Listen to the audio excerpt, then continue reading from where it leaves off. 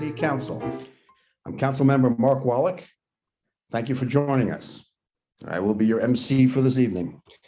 We have on tonight's agenda 2 items. Our first item will cover Site Review Criteria Update Project.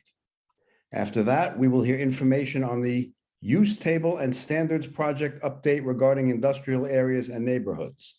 And yes, that is its title.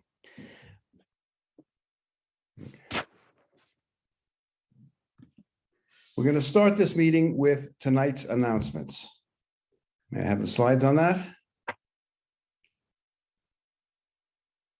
Okay, COVID-19 testing and vaccinations.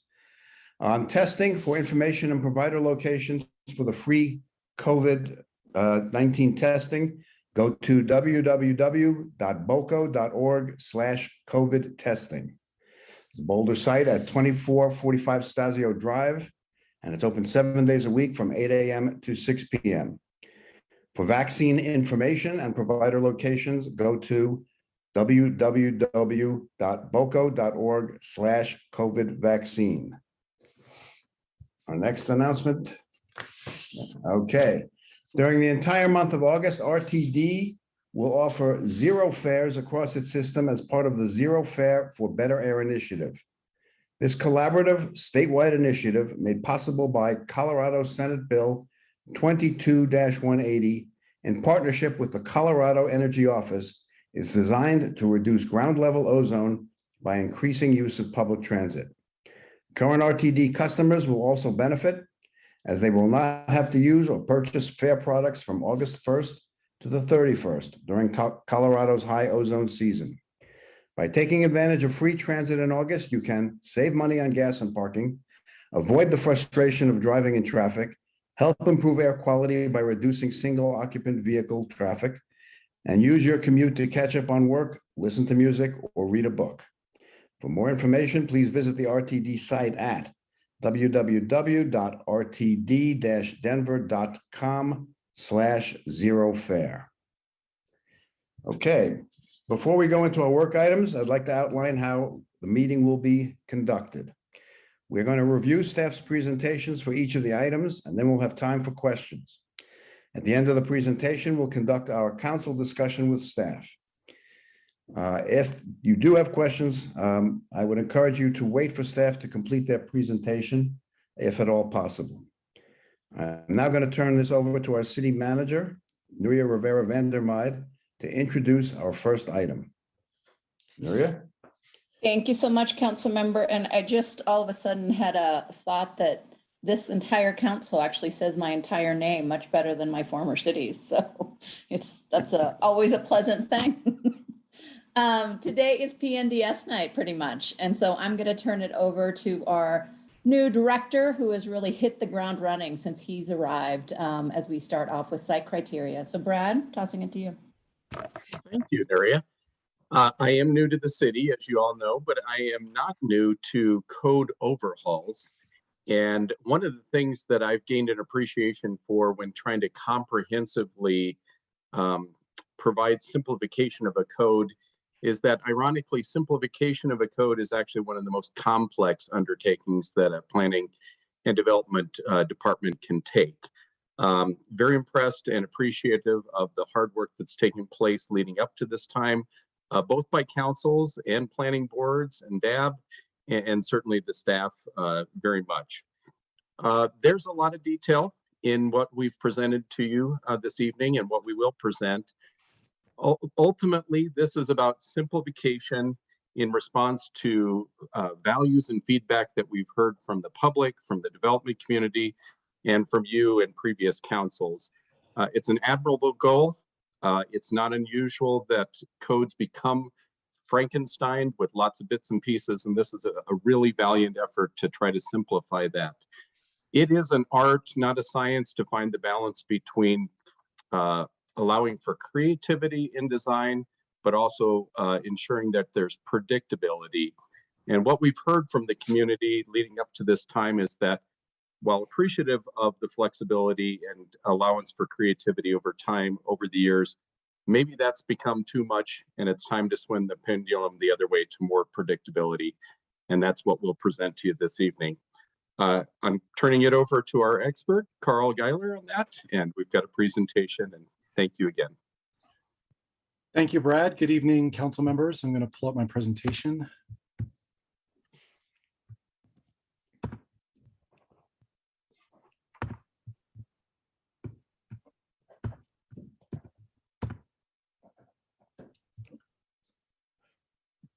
Sorry, I got to get it from the beginning.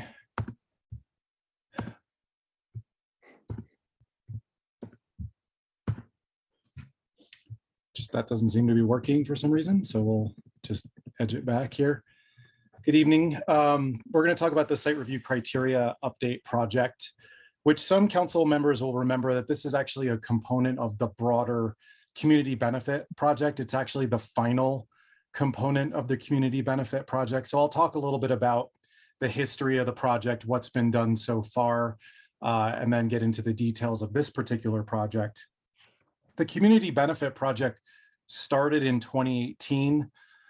We really focused on the updates to the criteria in the past, which related to adding additional permanently affordable housing requirements for any buildings that go over zoning district height limits, such as adding a 4th or a 5th story. So many of you will remember that there are additional requirements that kick in on such projects that add the additional floor area. This is really just a holistic update to the site review criteria to meet some new goals and objectives. So there's already an ordinance that's associated with this. It's Ordinance 8515. We've been working on it for some time now. We did bring it to planning board as part of a work session in October of last year and got feedback, and then returned to planning board in May for feedback, or actually for a recommendation to city council. The board at that time, and I'll summarize the feedback as we go through the presentation, did not act on the ordinance at that time. They did not make a recommendation to council. They did respond to some concerns that they were hearing in the development community. Some of the new members had concerns of their own. So I'll talk about that as we get through the presentation, but we thought it'd be a good idea to come back to city council, particularly since the composition of council has changed since this project has been underway. And we wanted to get feedback from this council before making any changes to the ordinance. We also brought the ordinance to the Design Advisory Board in June of this year. So we'll talk about that. So as far as this presentation is concerned, I'm going to start talking about the background of the project, the goals and objectives, what work has been done leading up to the ordinance. And then we're going to set up some questions for city council, which are basically the key issues that we want council to focus on tonight. And again, we thank you for your input on this complex project. Part 3 is really where we jump into the components of the ordinance, all the different parts of the criteria, how it's changing. And then we'll conclude with, we'll go into the key issues each with our analysis and talk about the planning board and DAB feedback as part of the key issues discussion. So I did want to point out that John Gerstle and Sarah Silver of the planning board are here tonight to answer any questions or present some thoughts on the ordinance. We also have Matthew Scheck-Snyder, who is the chair of the DAB, who can also share thoughts on that review. I'll talk about the public comments on the ordinance and then conclude with the next steps leading into questions. So going back in time, some of you might remember in 2015, there were quite a few larger, taller buildings that were getting built in the city of Boulder, and it raised a lot of concerns in the community about the quality of the buildings and was leading to some findings that perhaps a lot of these buildings, even though they're getting additional floor area or are larger, more noticeable, that they're not really reflective of city policies and goals and weren't necessarily high quality, and it raised some concerns. We did some tours with city council members and planning board members, and we started noticing that there's these themes with some of the projects that were not delivering good design outcomes. So some of the things that have come up are too many materials on buildings, material changes in a particular plane, like you can see in the picture, Flush mounted windows make some of the buildings look kind of cheap, tack on balconies as well, and also a concern about the low quality in the materials. So these were some of the things that initiated what we called the Design Excellence Initiative. So as part of that, the city hired a national expert planner and architect, Victor Dover, who made some recommendations. And I think this is around 2017 at this point, that the city, some of the recommendations are to tighten up the city code, make some of the requirements more prescriptive to make it more reflective of the city values, what the city wants to see.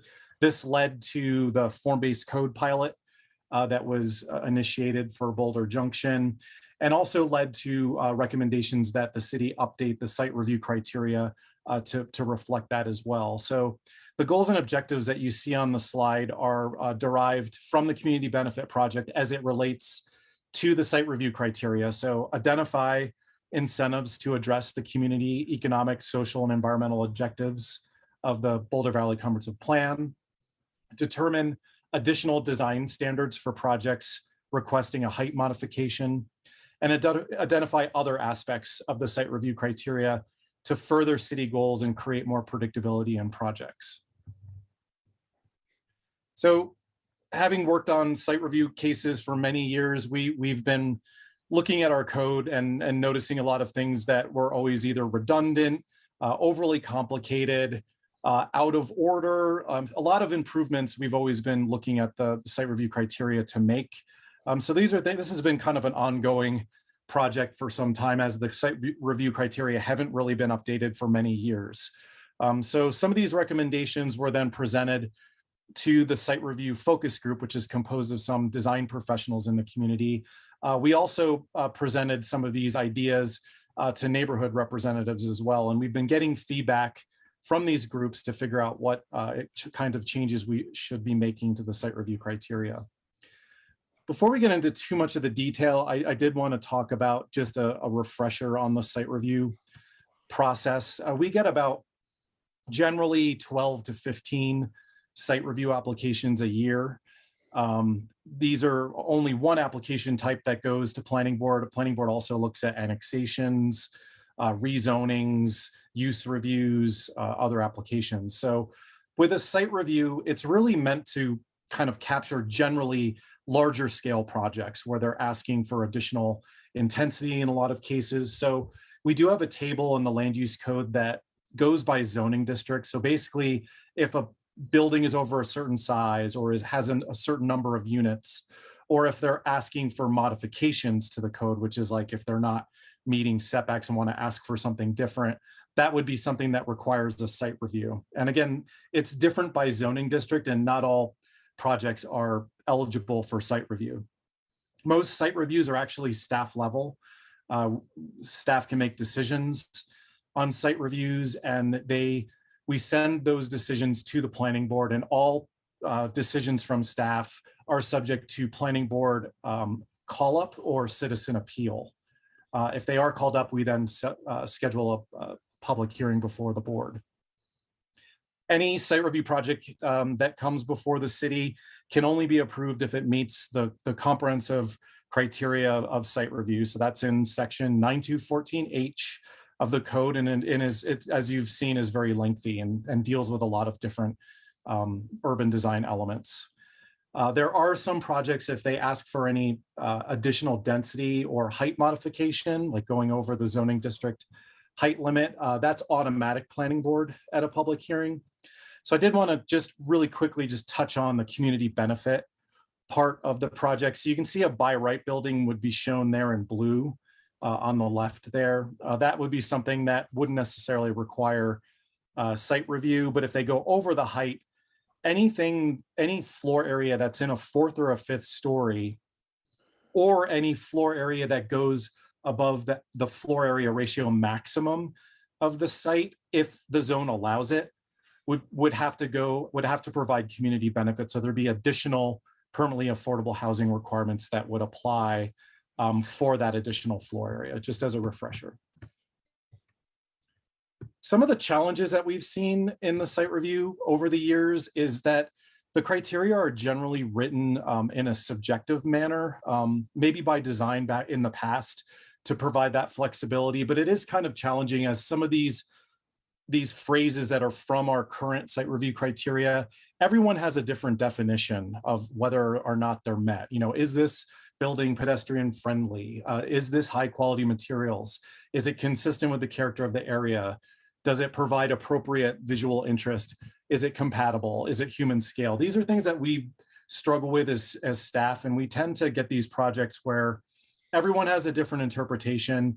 And oftentimes staff and architects go back and forth until there's agreement that the criterion is met. And then we take it to planning board or council. And there is, because everyone has different opinions on whether the project is met, it does lead to unpredictable results, which is really one of the big reasons why we've tackled this project.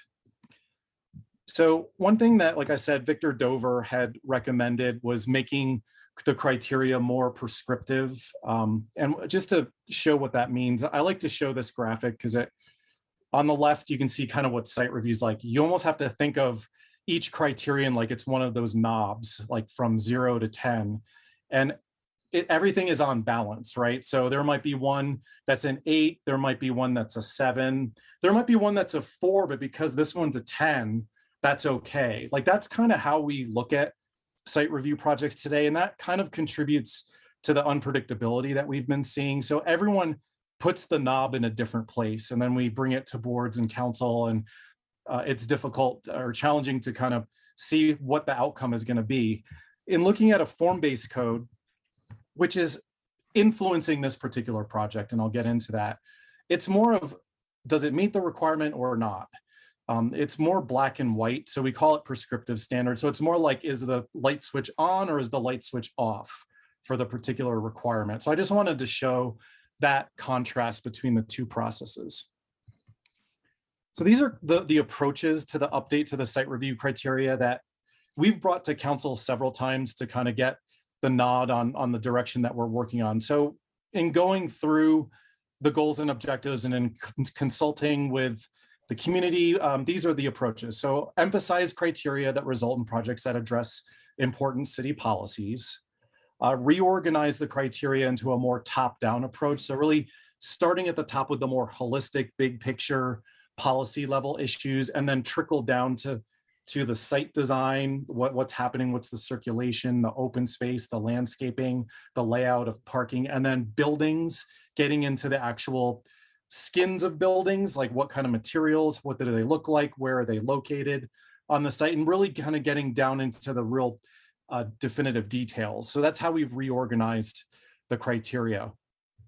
Simplify the criteria by reducing some of the length through eliminating redundant criteria and combining some sections. So we've done that. There was a lot of redundancy in the site review criteria, and there were some sections that touched on the same things multiple times. We've condensed those. We've taken the parking and circulation section and we've condensed that into a broader just transportation, access, and mobility section, for instance. Remove unnecessary complicated criteria that don't accomplish design excellence, have overlap, or are rarely implemented. There's some parts of it like the BR1 FAR bonus, which is rarely ever used. We've changed that, and I'll talk about that later. And also a big part of the update to the criteria is adding more descriptive language into the criteria that describes what the intent of the criteria is and what is expected to get that better design. So it's really not necessarily a change in the intent of the criteria. It's just better describing what the city means by what is a good landscape design, things like that. In some certain areas, we've made the criteria more prescriptive, like the form-based code, and we've brought in some form-based code type requirements that we've found to be successful in the Boulder Junction area, and we felt would be appropriate, especially for the larger, taller buildings. Again, getting at that goal and objective to address buildings with height modifications. All this is being done to make the site review process more predictable. So the questions we have for council tonight, and I'll try to make this as in chewable bites as possible, is just the first question is just overall, does the city council find that the updated criteria within the ordinance meet the goals and objectives outlined for the project? And then we jump into kind of the more specifics. The first one deals with the specific policy on Boulder Valley Comprehensive Plan compliance. Right now, the plan or the site review process requires compliance with all Boulder Valley Comprehensive Plan policies. We're asking whether that should continue. Should it still be written that way, or should it be more specific to the built environment section, or should it just be refined down to key topics in the plan? So that's something we will talk about. The next one relates to the greenhouse gas emission reduction criteria, which we've proposed would apply to any new buildings that are over 30,000 square feet in size.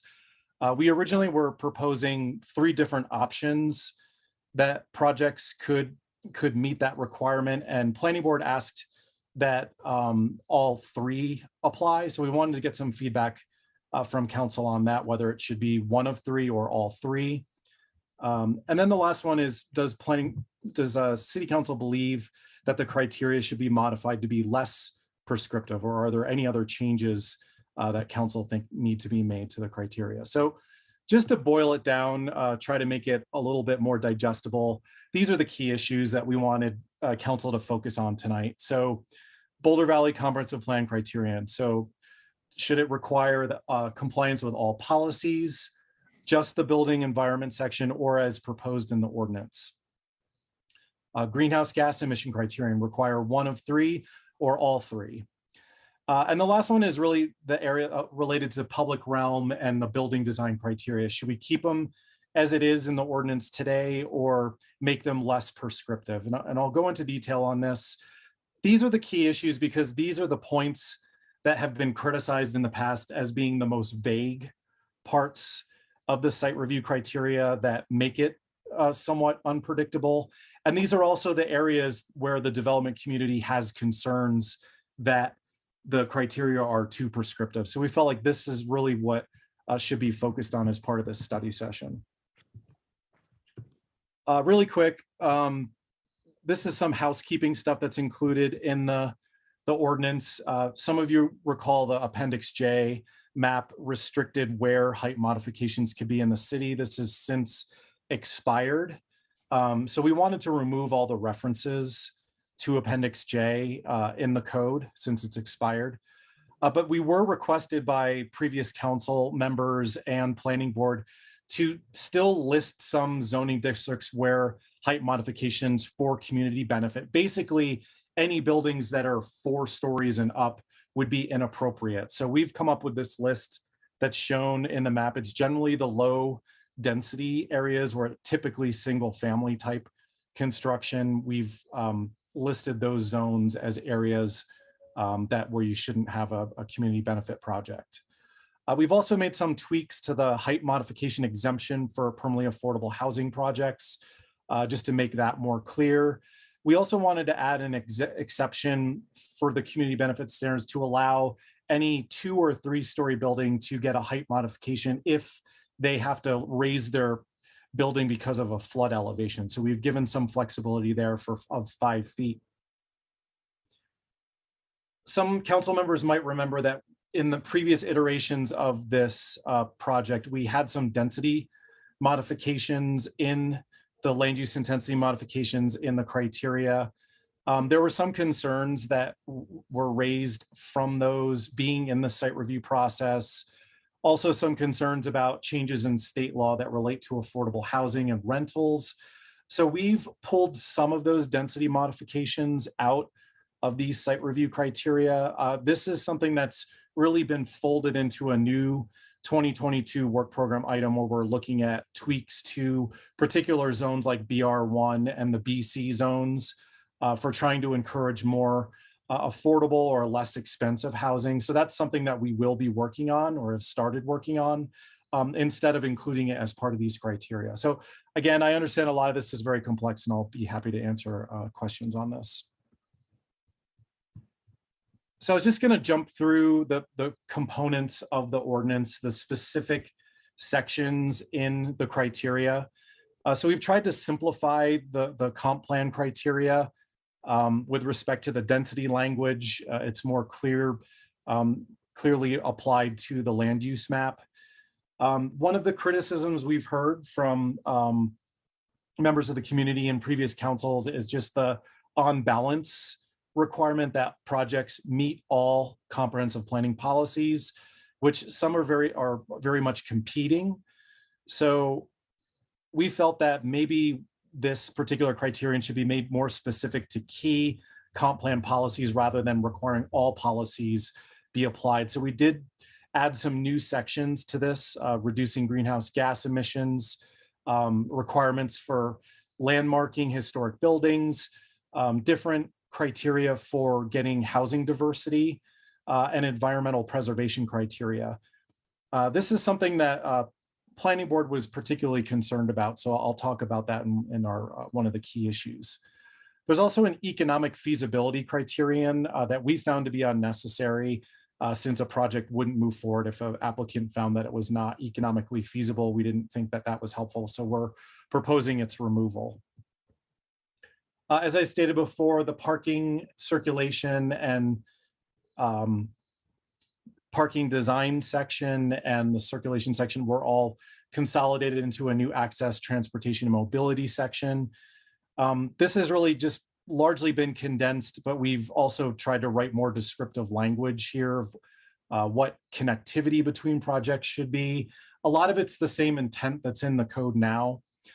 Same as open space, it's generally the same intents, but we've tried to be more prescriptive about what a well-designed open space should be. There's a couple additional more prescriptive standards that have been added relative to courtyards for projects that are over an acre or projects that are over 50 dwelling units. There's a requirement for some active recreation. The current criteria talk about all these things, but it doesn't make it clear when they apply. A lot of times someone will just say it's not a big enough project to require a ball field, things like that. We've tried to be a little bit more specific, again, trying to add to the predictability in the code. On landscaping, it requires that landscaping be in excess of the by right standards. That's how it's stated today in the code. That's always been a little bit vague, what is in excess. So what we've proposed is that the minimum plantings be at least 15% more than a by right project, to clarify that in excess. The most complicated part of the site review criteria and where we've heard the most concerns in terms of building quality and everything is the building design section. So this is where we've tried to borrow from the form-based code some elements that we believe would result in better design projects. The first is requiring that at least 75% of building materials be high quality. So that's like brick, stone, wood. There's a list of a number of building materials there. One thing we've talked about is windows would need to be recessed at least 2 inches from the facade. This gives the building more of a permanent look to it. You'll see in some of the pictures I'll show. There's also a minimum transparency requirement. So a minimum amount of how many window penetrations should be on each floor in order to get that glazing and avoid blank walls. One of the goals and objectives of the project was to have additional requirements, design requirements for taller, larger buildings. So again, we've looked at some of the things that have worked with the form-based code project. So again, trying to get some detailing on these buildings, it's really as simple as adding an expression line in certain areas of the facade, which is just basically an offset of a material at least 2 inches to give some detail, give some shadowing, things that avoid those blank walls. And you'll see in the pictures that I'm about to show. There's a maximum building length of 150 feet. There's a required facade variation requirement for buildings that are over 120 feet. Again, all of these are things that have applied in the form-based code to those taller buildings that you see in those areas. Also roof cap types. There's a section on that that's been added. So this is just to illustrate. Designs on the left are ones that we've found to be unsuccessful. The use of stucco, things like lower quality materials versus where you're trying to get higher quality materials in buildings. So This is just to show you, like on the left, some designs that haven't worked so well, and on the right are some projects we feel have looked much better with the higher quality building design materials. The other thing I wanted to point out is just the requirement about not allowing a change in material in the same plane. This is something that's been criticized in the community extensively. So there are restrictions on which facades you can actually have a material change like that. Again, you can see on the left, like blank walls, windows that are not indented. When you see the windows indented and then the minimum amount of glazing adds to better design outcomes. We've added some requirements on balconies, trying to get them more integrated into the building, trying to avoid the tack-on balconies or the Juliet balconies you can see here in the blue building. Again, the detailing, I think there's some concern about expression lines, but this picture on the right shows that an expression line is it's largely just the same material, just with an offset that just gives a little bit more visual interest on the facade. So this is where we're trying to make things more predictable, like where the current criteria say it adds visual interest, the new criteria just say like add an expression line. It's more specific and more easily determined whether the criterion is met. So this is, like, as we've talked about, the project has gone on since 2018. So we've done a variety of ways of getting the word out on community benefit and the update to the site review criteria. We've done in-person and virtual meetings. We've done open houses as part of what we used to call the Code-a-Paloozas. We've done Be Heard Boulder questionnaires, a segment on Channel 8.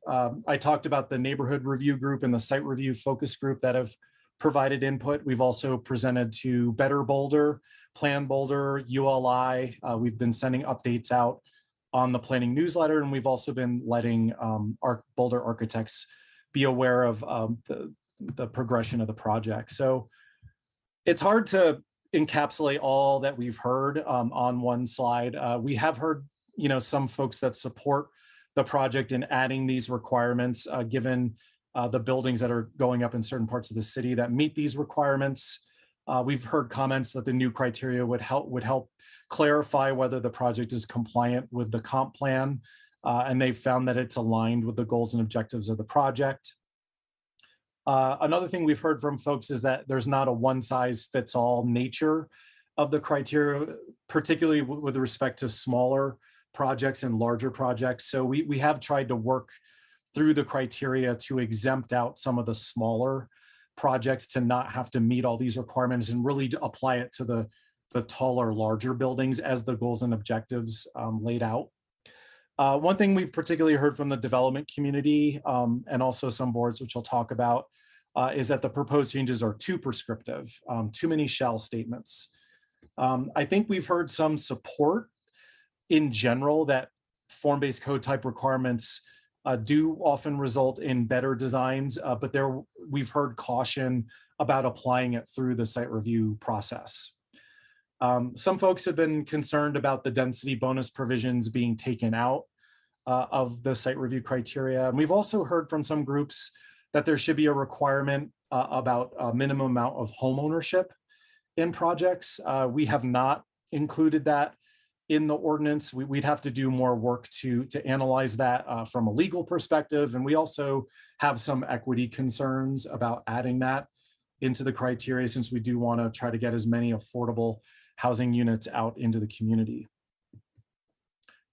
So starting with the first question for council, does council find that the updated criteria meet the goals and objectives for the project? So this is, again, the goals and objectives slide. I won't read it again. We can go back to this slide when we're having the discussion to help answer this. Again, we feel that the goals and objectives are met in this particular project. We've included an attachment to the memo that details every single criteria and how we believe it improves the design outcomes in the community. I'm not talking about the policy part on this particular key issue. I wanted to focus more on the design piece, but again, this graphic shows a less successful design on the left with the blank walls, the flush mounted windows, the lower quality materials versus some of the form-based code type requirements that would apply through the site review criteria. Key issue number 2 is how should the criterion related to the comp plan compliance be evaluated for development projects? So again, should all policies be applied to projects on balance like it is today? Or should it only apply to the built environment section, or should it be as we have it in the ordinance? So the current criterion requires that projects be consistent with all policies in the plan on balance. So this is a criterion that's been cited the most for its vagueness and unpredictability, since there's many different competing policies in the plan and can be used in any manner against a project or for a project. So it really doesn't lay out a predictable outcome. So this is something that we felt should be made more specific.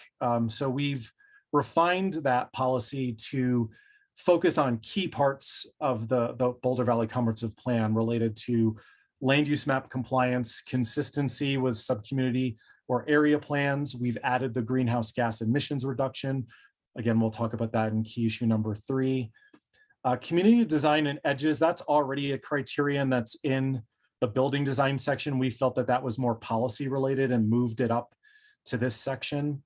A criterion requiring landmarking of buildings, housing diversity and bedroom unit types and environmental preservations. Again, hitting on a lot of those things we want to get from a high level integrated into projects.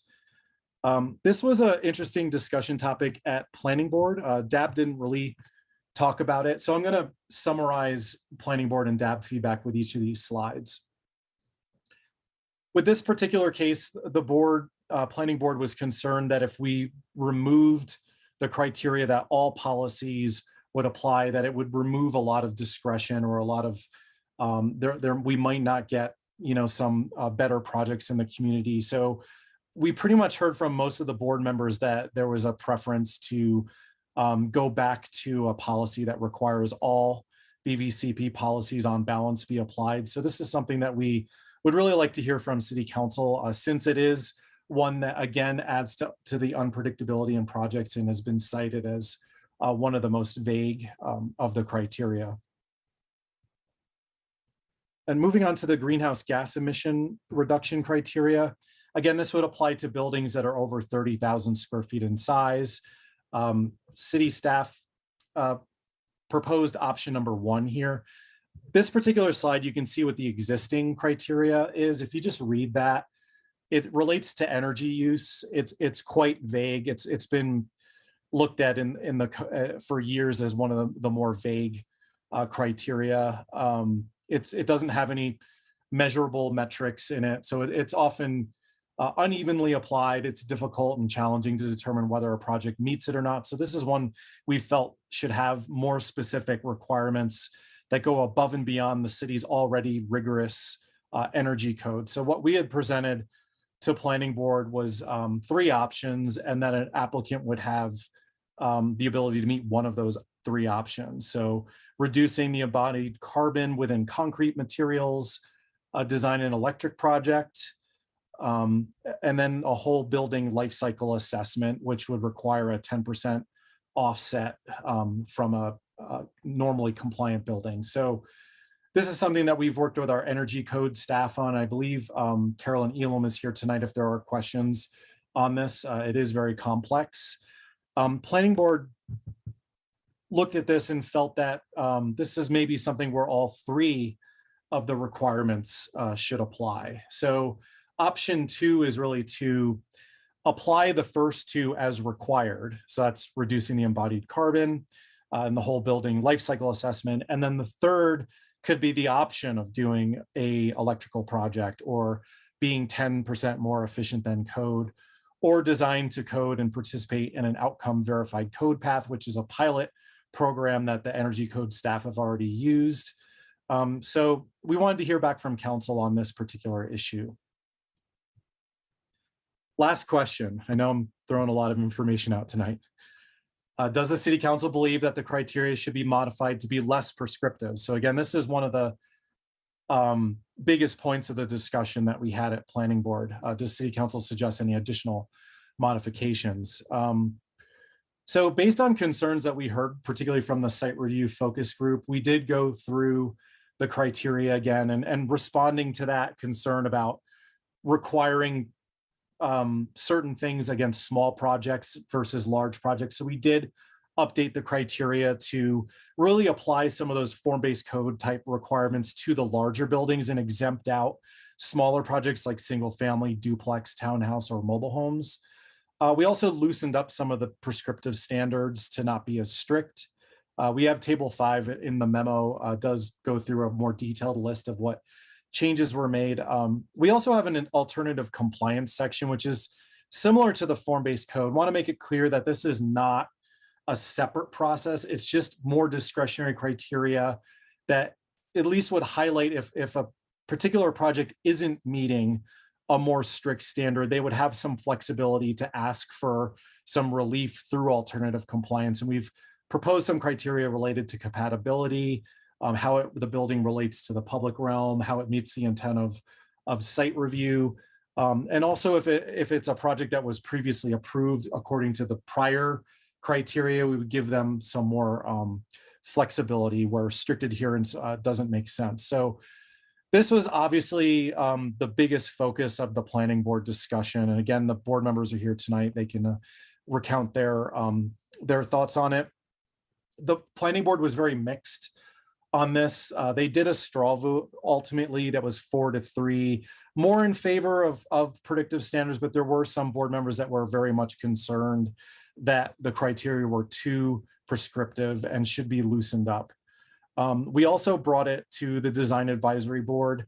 The feedback that we got from them, and again, we've attached the minutes from those meetings. So attachment E is the planning board minutes and attachment F is the DAB minutes. DAB was complimentary of the approaches to what we were trying to get for better design, but overall, the DAB felt very strongly that the criteria were too prescriptive. They felt that the site review criteria should be rewritten to be more like guidelines. So again, there's a balance that we're trying to strike here in making the criteria more predictable, trying to make them more simpler, trying to remove some of the unpredictability from the process, but also understanding that there is a rigidity that comes in those prescriptive standards, and we understand the concerns from some of those planning board members and DAB members.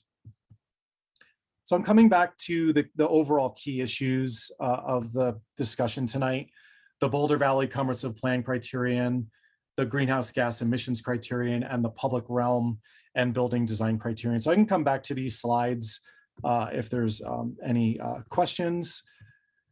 We also left you with some different options in the memo that are possible options for the project. So I'll go over these really quickly, and we've laid out some pros and cons in the memo. Option A is just to keep the criteria in the ordinance as it is right now. Option B would be to make some of the suggested changes in a memo that the majority of the planning board requested. So that would be making all 3 of those options of the greenhouse gas reduction apply, and then making all the BVCP policies apply. This would meet the majority of the planning board members' requests. But one thing we pointed out in the memo is that this is obviously could cause some concern in the development community because it would layer on even more additional requirements on top of prescriptive standards that could be concerning. Option C is revise the ordinance to be less prescriptive. So we've heard from some in the development community who've made comments that perhaps the criteria, particularly the public realm and building design criteria, could be rewritten to be, the intent of this section is to accomplish this. And in determining whether this has met the following factors could be considered. So rather than requiring them as strict requirements, it could be just something that can be considered, and they might have an alternative, adding some flexibility to the review. Again, that would reduce the level of predictability in the code, but could address some of those concerns related to the overly prescriptive nature. Option D is revise the goals and objectives of the project and direct staff to other changes in the criteria. Our caution about this particular one is that this has been an ongoing project for quite a while now, and this would be more time intensive. It could impact some other code change priorities if we were to do an overhaul of that scope. And then lastly, option D is make no changes to the site review criteria and table the project. So I think that brings us to next steps. So again, tonight, the purpose is to hear City Council input on the project, update the ordinance following this discussion per council feedback, solicit more public feedback on the changes, and bring the ordinance back to Planning Board and Council for adoption. So that concludes this presentation with many bits of information that I know you're digesting, but I'm happy to answer any questions you might have. Carl, thank you very much for that. That was quite a bit of information. I think at some point I want to open the proceedings to comments from our planning board members if they have a comment to make, but let's start with council questions. And well, Nicole, you are up first. All right. Thank you. And thank you, staff, for the presentation and just for the volume of work that has gone into this. It is quite apparent, even as somebody relatively new, that this has been a very extensive process and one that has taken quite a bit of time from you all. So thank you. I just wanted to start with a really basic question as somebody who is not kind of all that familiar with planning and development, which is, I was trying to understand reading through what the kind of overall goal is of the site review process. Like, what are we trying to achieve? Because when I was looking at the sort of purpose statement, it was encouraging innovation. And then kind of after that, there were a lot of other sort of things that were in there as things that we're trying to do through this process. And so just like for somebody who's kind of a newbie to all of this, what is the overarching, goal? What is the purpose we're trying to achieve with site review? No, that's a great question. The purpose statement of site review has not really been revised in this project. We were, trying to accomplish criteria that still are consistent with that purpose statement. So the purpose is really, number one, if you have a larger scale project in terms of floor area and floor number of units, or is going to be a more notable change in the environment, it does have the potential for greater impact on the community. So it's a higher standard to determine compatibility, particularly with taller buildings.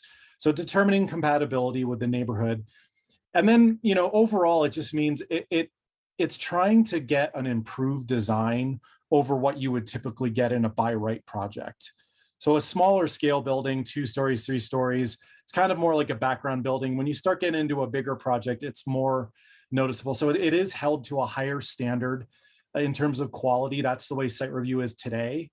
But it does require that improved design above by right, but also allows flexibility. So through site review, they can ask for modifications to like setbacks. There's specific things listed in the site review section of what they can ask to vary. And then basically through that process, we make a determination about whether it is an improved design or not. So that isn't really changing. It's just being tightened up through this particular ordinance. Thank you. I believe Junie, you're up next, then Aaron, then Matt. Oh, wow. Thank you. Thank you so much. I just had a question, and I appreciate Nicole's comments. It's still hard to fully understand a lot of the processes of the site review. So, but my question has to do with page 8, when you for the section about the proposed criteria structures. By the way, that's really well laid out. Thank you so much. But I still feel like I needed some more explanation as to the additional criteria for parking reduction. What is it that we are intending to do? I know you mentioned that earlier, and I was trying to focus on that, but it's still not very clear to me as well. The additional criteria for parking reduction is not changing. So those are existing criteria in the code. The only reason we have it bolded is because we changed the numbering. So we tried to lay it out in a more intuitive way. The way it is right now, it's like, you know, now it'll be H1, H2, H3, H4. Like, it's just easier to see what the main sections are rather than it being buried. So we just changed the title. We didn't change that section. Thank you so much. That's all. Thank you. Aaron? Yeah, Carl, thanks for the comprehensive presentation and all the very hard and quality work that you and your department have put into this over a number of years. It's great to see this community benefit project coming to a final stage. So a couple of just detailed questions that I had. One thing that I don't think you touched on in your presentation was about preservation of view corridors, which was added in that wasn't previously in the site review criteria. And I just have that in front of me. And it says that where a building is proposed to exceed the by right zoning district height limit and is located adjacent to a public park, plaza, or open space, buildings are sited or designed in a manner that avoids or minimizes blocking of public views of the mountains. So the public, when this would apply, I was just trying to figure that out. So public park is clear. A plaza seems pretty straightforward. But open space, it could include like a parking lot or a dirt lot that is owned by somebody else next door. So what would be the definition of open space that would trigger this? I mean, I think we were looking at, any kind of place that's a gathering place that's looks like a park or a plaza, whether it's on a particular project site or an actual public park or open space.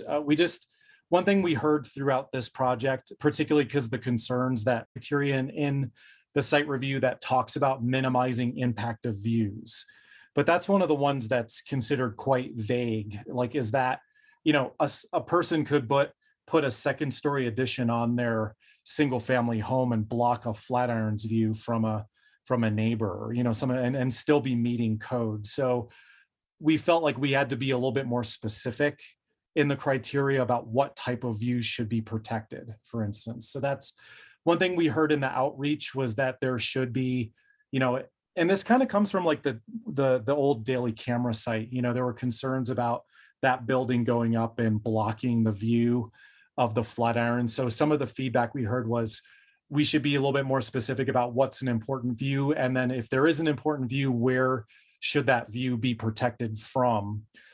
We started going down the road of, looking at other communities like Denver that have actual air easement kind of view corridor protections, and talked to Denver about that. We did come back to council, I think it was in 2020, and asked whether we should be hiring a consultant to be doing these view corridors, and council felt that we didn't need to go to that length, but there was interest in having a criterion that might try to accomplish protecting some views of that nature. Does that help? Well, it definitely helps on the intent, but I guess I'm still not hearing a definition of open space that would allow somebody necessarily to apply that criterion. So I guess maybe I'll come back to that in comments later on. That thanks, that's helpful to understand the intent. Yep. And my one other question is about zoning districts where requesting height modifications aren't allowed.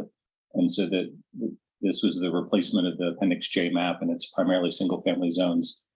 And that would include ones that have the 40% or more affordable housing, right? I mean, it's just a flat out, you can't ask for a height modification. No, the zoning district piece only applies to projects that are asking for community benefit per the community benefit requirements that were added. That other section for like the 40% could still ask for a height modification in any of those zones if it meets those requirements.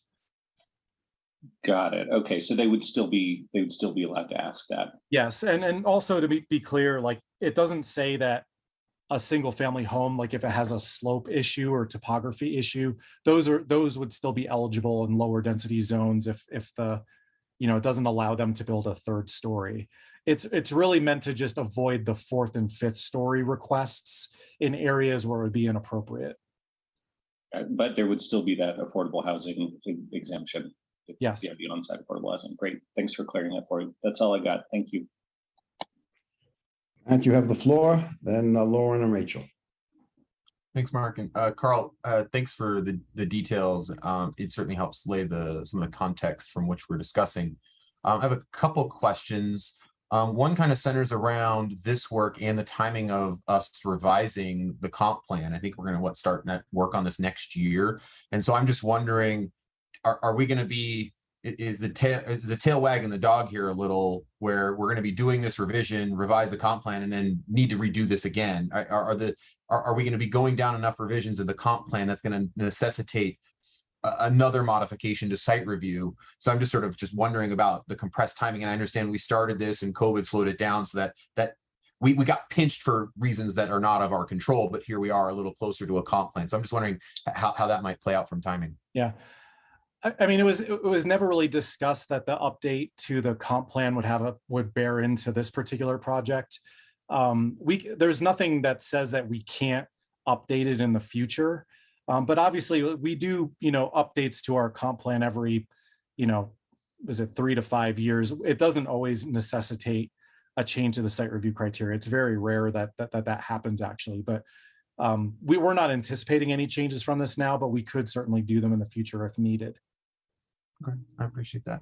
The other question has to do with sort of thinking about the other side of site review is, have we thought about the things that won't trigger site review, i.e. what we're doing, what maybe allowing more things to be done by right if they reach certain community benefits so that we don't trigger as many site reviews.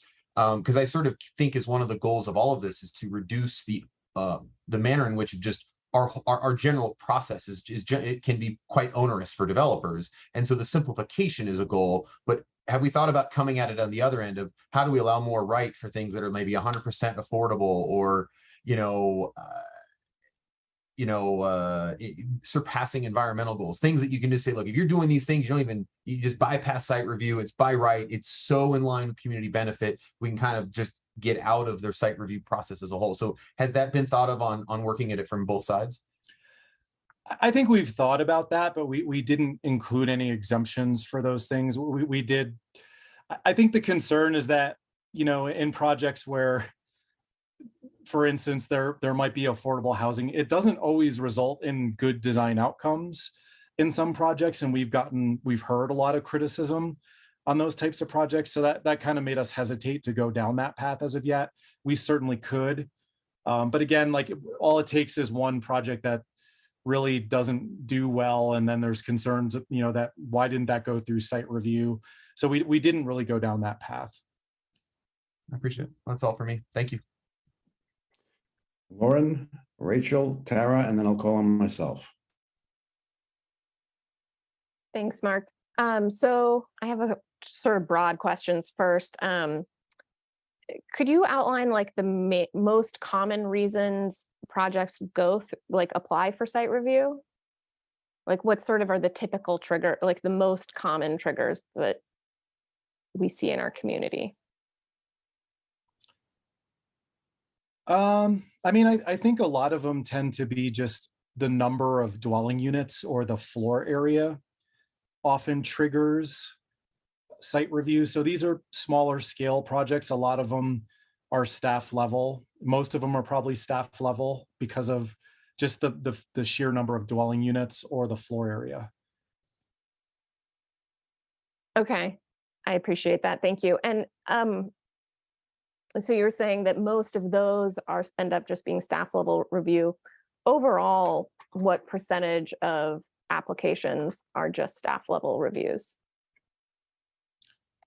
I think it changes from time to time. I'd just be putting a guess here, but obviously a lot of projects go to planning board and it seems like they're all height modifications, but there are staff level ones. But I'd say 60 to 70% are probably staff level is my guess. Okay. No, I think that's helpful because we obviously see the ones that come in front of planning board and in front of us, but there's a lot that are going on kind of in the background that aren't coming in front of council as often. And then there's also kind of different scales, right? There's a sort of full-blown site review, and I forget what it's called, but there's a more limited version, right? That like for PUD modifications and for modifications to existing site reviews. Can you kind of explain like how much of these new changes, because you mentioned simplifying some of that, and I just didn't see that much. So maybe you could explain a little bit how the more limited process has been simplified as well.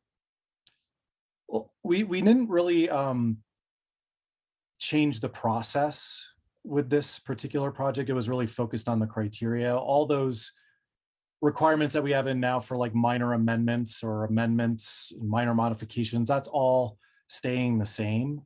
Okay. We have, heard from some folks that needs to be simplified. We've tried to simplify here and there, but largely not changing the process as part of this. Okay. And then I kind of have a question that's really similar to Matt's, but you mentioned that there wasn't any, that for things like having 100% affordable housing, that didn't feel like that, while that's providing a community benefit, might still present some risks that made it seem appropriate to continue to go through site review. I was wondering if there was any discussion of allowing form-based code for those kinds of projects, or having that be an option, particularly when the project is providing a clear community benefit. Well, we haven't looked at applying form-based code to project sites that might be outside the form-based code areas. I mean, the form-based code started as a limited area, so Boulder Junction, and that's been expanded to Alpine Balsam, for instance, and we're starting to look at potential areas of East Boulder subcommunity that might be form-based code, but it wouldn't be just applied in random areas of the city. The other thing that we deal with, obviously, through these processes is, we try to simplify, like form-based code. We did remove the requirement that anything over the height limit automatically goes to planning board to incentivize it. But there has been concern on boards and in councils in the past about losing discretion on certain projects. Like we even proposed if you met the form-based code requirements, you wouldn't have to go to any kind of call-up process. But there's been concerns about letting go. I think it's a longer process. Yeah, I think the community, people want to really make sure that this reflects good design and is appropriate before that discretion gets let go. So we're not quite to that point yet, but it could happen in the future. Okay. And then another trigger that I've always been curious about. So we have a couple of zoning districts like RMX2 and RH2, where the number of dwelling unit, you can have the same size building and do a by right project, or if you can get up to I think double density essentially by going through site review. And it just feels, to me, that's always felt out of line with our community goals in terms of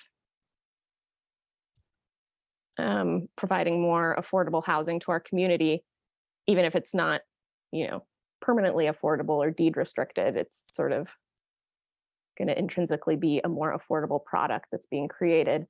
Any thought put into sort of changing some of those criteria? Well, I think that's something that we could certainly look at in the upcoming work program item related to trying to get more affordable housing or less expensive housing. Like we're looking at the BC zones and the BR1 zone. We could look at RH2. I know what you're talking about, where you can get a certain density, and then if you want more, you have to go to planning board. We could look at that. It's just, again, it gets to that underlying assumption of site review that if there's the potential for increased impacts on neighbors, that typically puts you into a site review process. Thank you, Carl. That's all for my questions.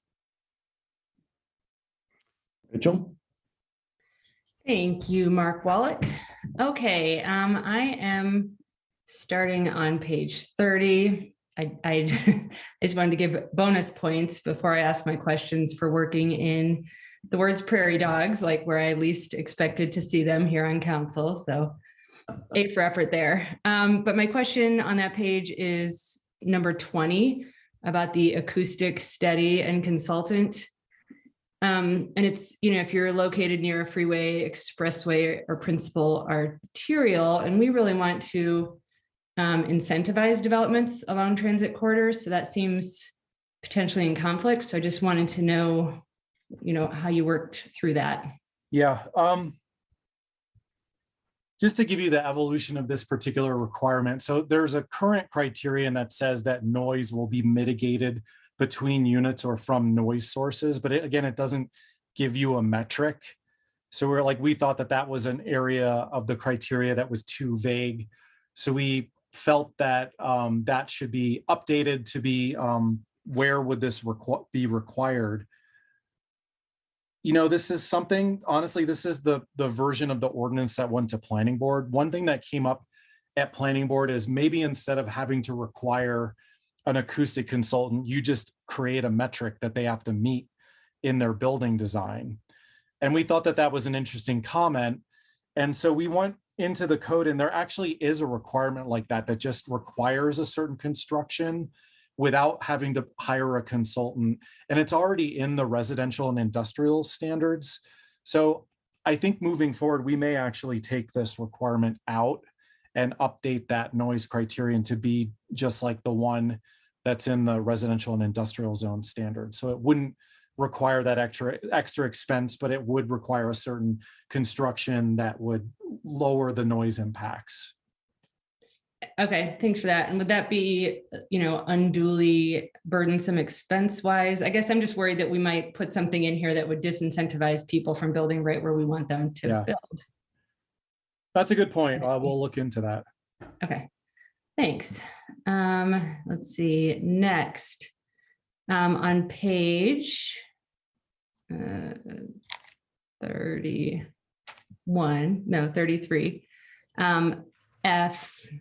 E, historic or cultural resources. If present, project protects significant historic and cultural resources. I just didn't understand what that means. That seems kind of subjective to me. Yeah, so the Boulder Valley Comprehensive Plan has policies that encourage the city looking at any buildings that typically are over 50 years to see if they're worthy of preservation or potentially landmarking. Our site review criteria do not specifically say that as a requirement. It really comes through the criterion that relates to whether it's compliant with the comp plan or not. We felt that the historic preservation element, which we've been doing for many, many years, we're not really changing the requirement, but basically it just says that any building that is potentially a historic cultural resource will be looked at by the city landmark staff, and they evaluate whether or not it's something that should be landmarked. And during the site review process, the city does have discretion to refer this to landmarks board to landmark a building. So we wanted to more specifically state in the criteria that's something that we'd be looking at. It's current practice. We just wanted to make it more clear. That makes sense. Although, I mean, a little bit veering into feedback here, but that also injects, I think, some additional layers into the process potentially if it's codified like this. So I would have a question mark for me on that one. Okay, and then also page 33G, environmental preservation, new language project, let's see, provides for the preservation of or mitigation of adverse impacts to natural features, including ground and surface water, wetlands, riparian areas, drainage, and such. It seems that state and federal laws already cover this pretty well. So I'm wondering, what are we adding here? And, how are we, who's enforcing that? Like, what would that process look like? We have a staff member in our comprehensive planning team that looks at impacts to potentially like wildlife, things like that. This is actually an existing criterion. We just moved it up into the policy section. But it is the criterion that we typically use to, like, if there are identified areas that should be preserved from an environmental standpoint, this is the criterion that's typically used by the city to get like an easement over an area or get the issue related to like prairie dogs looked at. I know that there's other federal laws, but this is something that we've been implementing for some time. Okay, I probably have a little question mark there just for future consideration. Just would not want that to turn into something that could be sort of a cudgel, I guess, to slow things down. Okay, and then the last one's on the next page. Well, I think that actually somebody else already asked that question. So those, I believe, are all my questions. Thanks. Sarah, and then I will ask a couple of questions myself. So I'm a newbie on council and also a complete newbie in the field of planning and development. So these questions might or might not have nothing or something to do with our discussion tonight, so forgive me if they don't. But the first question I have has to do with community benefit, which is a topic we've been talking about tonight a lot. I understand community benefit when it comes to affordable housing, but can you explain to me community benefit when it comes to commercial properties? Well, the permanently affordable aspect we called phase one of the community benefit project. So that was adopted by council, I believe, in 2019. So that just sets a requirement that, you know, if you build over 3 stories, the additional requirements, a higher amount of affordable units will be required either on site or a higher in lieu fee. It also means a higher commercial linkage fee if they're doing just a non-residential project. We did move into phase 2 after that, which was affordable commercial, or what we called affordable below market rate commercial. We worked with an economist during that process. We were trying to basically do an analysis of an equivalency between whatever below market rate requirement would be to affordable housing, it ended up being quite complicated. We ended up having kind of write a process for how much space would have to be in a building that would be below market rate. So this actually went to the prior council, I believe in the summer of 2020. We did have an ordinance. We did have our economist making the recommendations of what we were proposing. It did cause some concerns in the development community as to its complexity. So ultimately, it was something that the city council did not adopt, finding that it, was too complicated and maybe not necessarily equivalent in their eyes to the permanently affordable. So we've just been moving forward with the permanently affordable requirement. Okay. So when it came to, you talked about the daily camera building, and then we built that very large building on the daily camera property. Do you ever find that community benefit clashes with design outcomes? What was the, not that I'm putting that building down, but what was the community benefit of that building that it got so large? And why I'm asking is because I wonder, in business, you always look back at mistakes, and I'm not saying this is a mistake. It might or might not be, but you always look back at them and you say, what can we do so that that doesn't happen again? Whether it be an ugly building, like let's say, I know ugly is in the eye of the beholder, but let's say the entire community agrees that X building, how did this happen? So do we have a way of looking back and saying, that was a problem, the way we did that was a mistake, and how can we not have that happen again so that we don't have repeat offenders of this type of thing? Or I think we're always looking at projects for like what didn't go well and what could be done better. Mm-hmm. That particular project, the old daily camera site, mm-hmm. that predated the community benefit requirements. So there was no community benefit requirements pertaining to that building.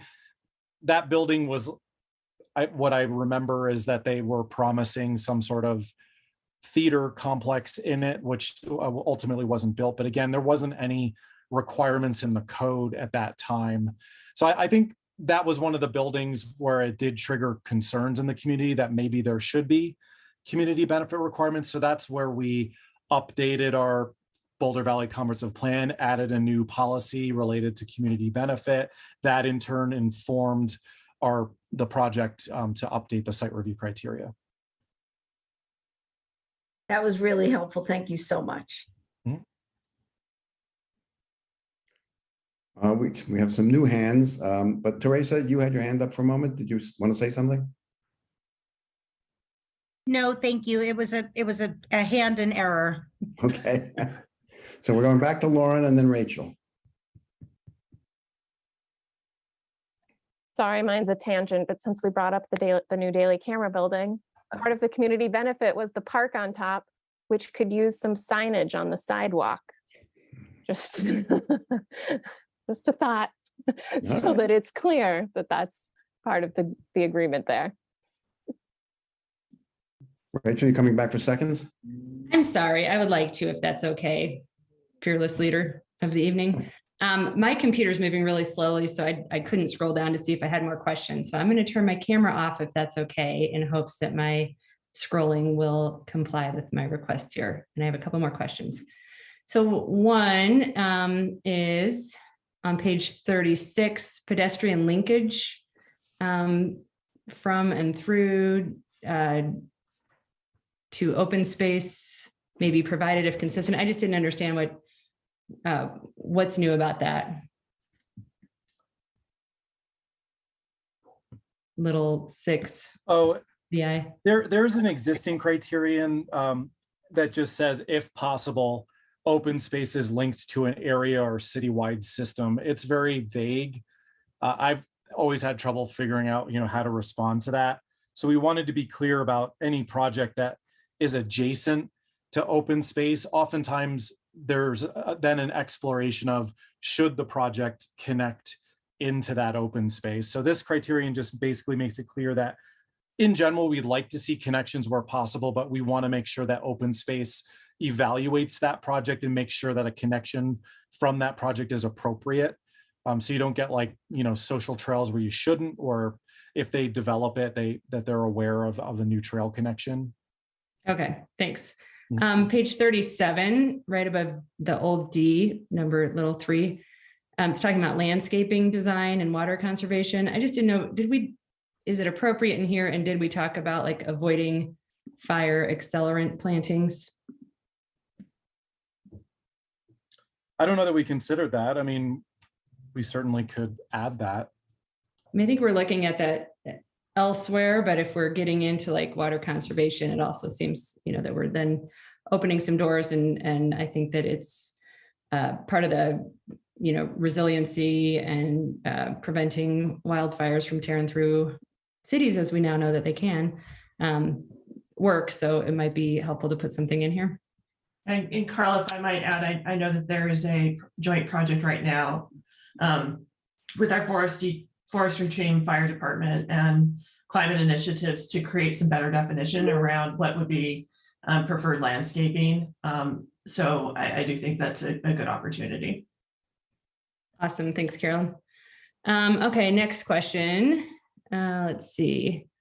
It talks on page 40 about building materials, and it mentions wood and fiber cement board. And I think, let's see, fiber cement board was considered not high quality materials, and wood was considered high quality, I think. And again, just with the fire mitigation discussions, are we also looking at that, in addition to what's high quality? My understanding was that maybe fiber cement board was better for not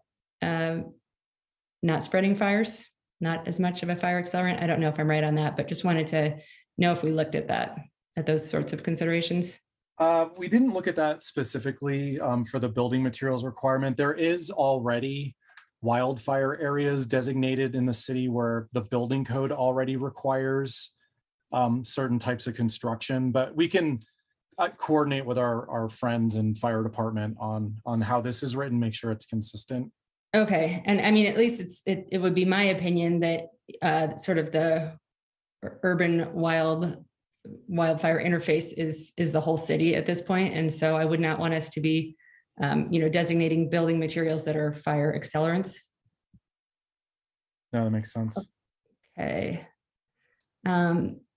Let's see. I just had a question on the same page, A(2), excluding detached dwelling units, duplexes, townhouses. I wasn't sure why we were excluding duplexes there. I mean, this is one of the examples of where we were getting concerns that the form-based code type requirements might not be appropriate when applied to smaller scale projects. So we tried to look at the form-based code requirements that we thought might be too restrictive for smaller scale projects. So that's why we included that exemption. I see. Okay. And then I'm on page 42. It's VI, at least 3 elements of the proposed building design shall draw from or improve upon the character of the surrounding area. I just put a ha next to that. Like, I don't understand how we would define improving upon the character of a surrounding area. This is one of the ones where the current criteria is vague. There has to be a finding that the project is compatible with the surrounding area. So we thought, how could we write that to be a little bit more specific and asking the applicant to really draw out why this project, how is it going to be compatible? So that we tried to write it in a way where they had to list 3 things that would determine whether or not we agreed whether it was compatible with the area or not. Okay. And let's see. This is just my lack of, I guess, knowledge about architecture. So maybe Lauren Folkerts it would be good to answer this question. I don't know, but on page 43, where we talk about recessed windows, and it says, and I understand we're trying to make sure that the buildings that we are approving are not going to have sort of a cheap and unfinished look, sort of. And it says they must be recessed at least 2 inches from the facade. Does that leave room for sort of a really modern looking building? Like, there is some, I don't know, like I'm visualizing mid-century modern architecture, and I don't know that the windows would be recessed. So have we left enough wiggle room there for different styles that may also be objectively aesthetically pleasing? I mean, I certainly think that you can get modern buildings with this requirement. I think there's some examples being built, in East Boulder, but if we got a particularly interesting modern design that did not meet that, this is something that where an applicant might request an alternative compliance, and then make the case for why this building is unique, why it's better that it not recess it, and give those reasons of how it meets those criteria. So that's why we included the alternative compliance. All right, that sounds good. I think truly those are all my questions now. Thanks for bearing with me and for letting me have my camera off. You sure? I'll never say never. Okay. All right, I have a few questions myself. One of the questions you've asked us is whether we should have compliance with all BVC policies or the ones you have specified. Now, I, of course, read the comp plan assiduously every night before I go to sleep, but not everyone does. So I would ask you, can you specify some of the comp plan values that we are eliminating? Not the ones that you've added in or listed, but what are the ones that we would be foregoing if we did what you request? I mean, I'm trying to think of which particular policies have been applied to projects that have been problematic from a predictability standpoint. So, for instance, there's the policy about jobs, housing, and balance. So jobs, housing, and balance is definitely an issue, but it's something that we should be, trying to factor into our actual zoning code with particular limits, things of that nature. rather than making a decision on whether a project exacerbates the jobs housing imbalance or not. So I think a decision could be made that one particular project would exacerbate the jobs housing imbalance, yet another decision might not pick up on that yet, and they wouldn't be looked at fairly. So, I mean, that's where some of the inherent risk comes in with applying all the policies. Really what those policies are meant to do are to inform all the, programs that the city has, the zoning codes, the area plans, all that stuff, inform what the specifics should be through those rather than just the high level policy. Okay, I hear you. I'm just asking, is there anything that would be left out as a result of the list that you're providing for us that we ought to know about and be considering, and that might be appropriate for us to think about in terms of a site review process? I mean, nothing specific comes to mind. I've gone through the comp plan quite a few times. I feel like, what's most appropriate is you can have a policy, a criterion that touches on the Boulder Valley Comprehensive Plan, but really all of the criteria are meant to implement the Boulder Valley Comprehensive Plan. So there's already, if you look at the built environment standards, there's if you read the Boulder Valley Comp Plan policies on design, it touches on all of the elements that you already see in the site review criteria. So there's nothing to me that seems like it's missing. Affordable housing is dealt with through the inclusionary housing program. Design is in the built environment. We already have a criterion about environmental preservation.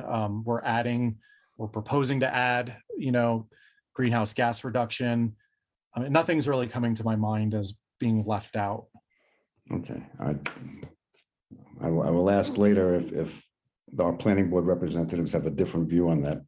I want to go back to a comment made by my colleague Lauren, who used the term metrics. And I am interested in, with respect to the site review process, do we have any sense of the incremental cost of going through the site review process or the additional time that's required to do so? Because you hear that complaint a lot from the development community, and I'm wondering is there any there?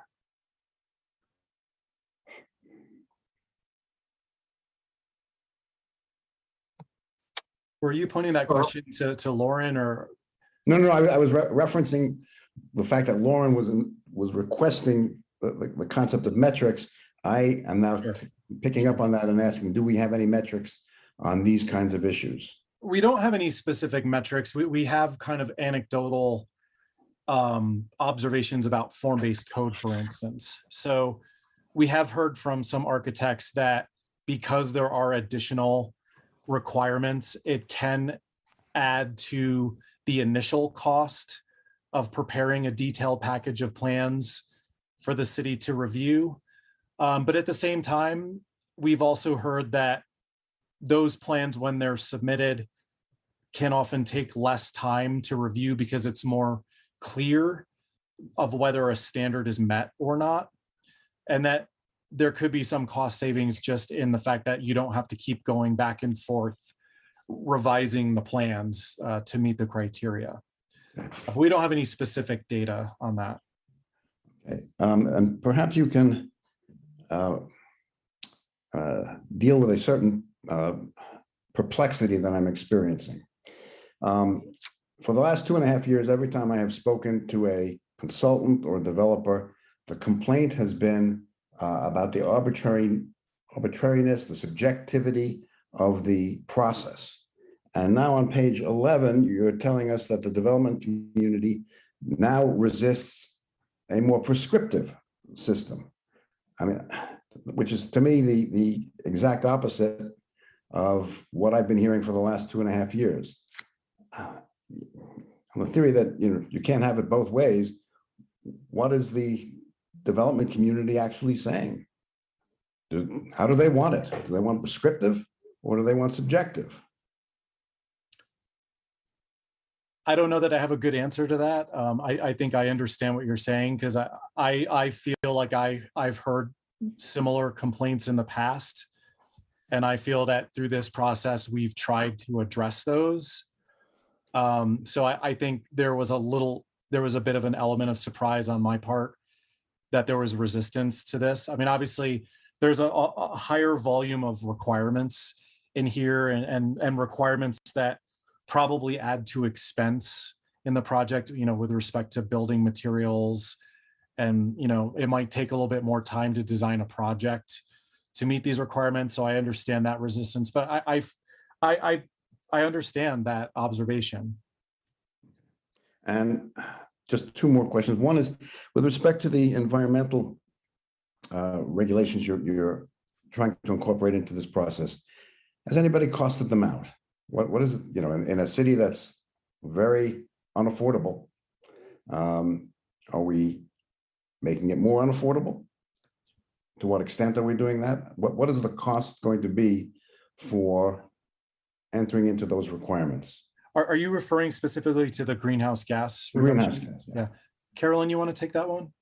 Sure, absolutely. Thank you again. I'm Carolyn Elam. I'm a sustainability senior manager in the Climate Initiatives Department, managing our energy systems work and partnering with our planning development services on our energy code work, just as background.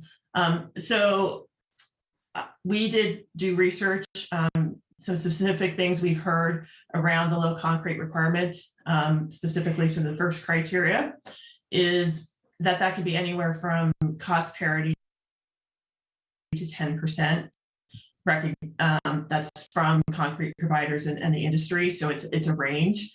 We are acknowledging that there's state requirements and other things coming down around low concrete materials that are making it the preferred material. So generally, we're not expecting that to have a material impact. On the life cycle assessment, we did some sampling and see that for an added cost to the project of less than $10,000. So that's less than, it's a fraction of 1% of the cost. And then on the 3 optional criteria, an all-electric building, depending on the building type, can be cost parity due to the savings from not having to install gas infrastructure and handling devices. So we've seen, for example, multifamily affordable housing coming in and choosing all electric because it's the more cost-effective option for them. So there's a range within that. We would expect 10% higher than building code to add a cost. We have not specifically estimated what that is because we leave discretion to builders on how they want to achieve that. And there's different cost parameters that go into that. And then for the third criteria, the outcome verified code path, assuming that they are properly modeling their building, we would expect no incremental costs associated with that. That's just verifying it performs the way it was designed to perform. Okay. My last question, and it makes me a little uncomfortable to even raise this, but I think I have to. There are a remarkable number of points of disagreement between staff and the planning board on this. And I am asking why this is coming to council without having worked through some of those disagreements and trying to reach a more consensual basis for a recommendation. And the discomfort for me is, A, I like to empower our boards, and B, putting us in the position of being the referee is not the analytical position I think we ought to be in considering something of this gravity and this weight. So my question is, can you explain the timing of this that leaves us having to choose their thoughts versus your thoughts without having the process of trying to narrow those differences?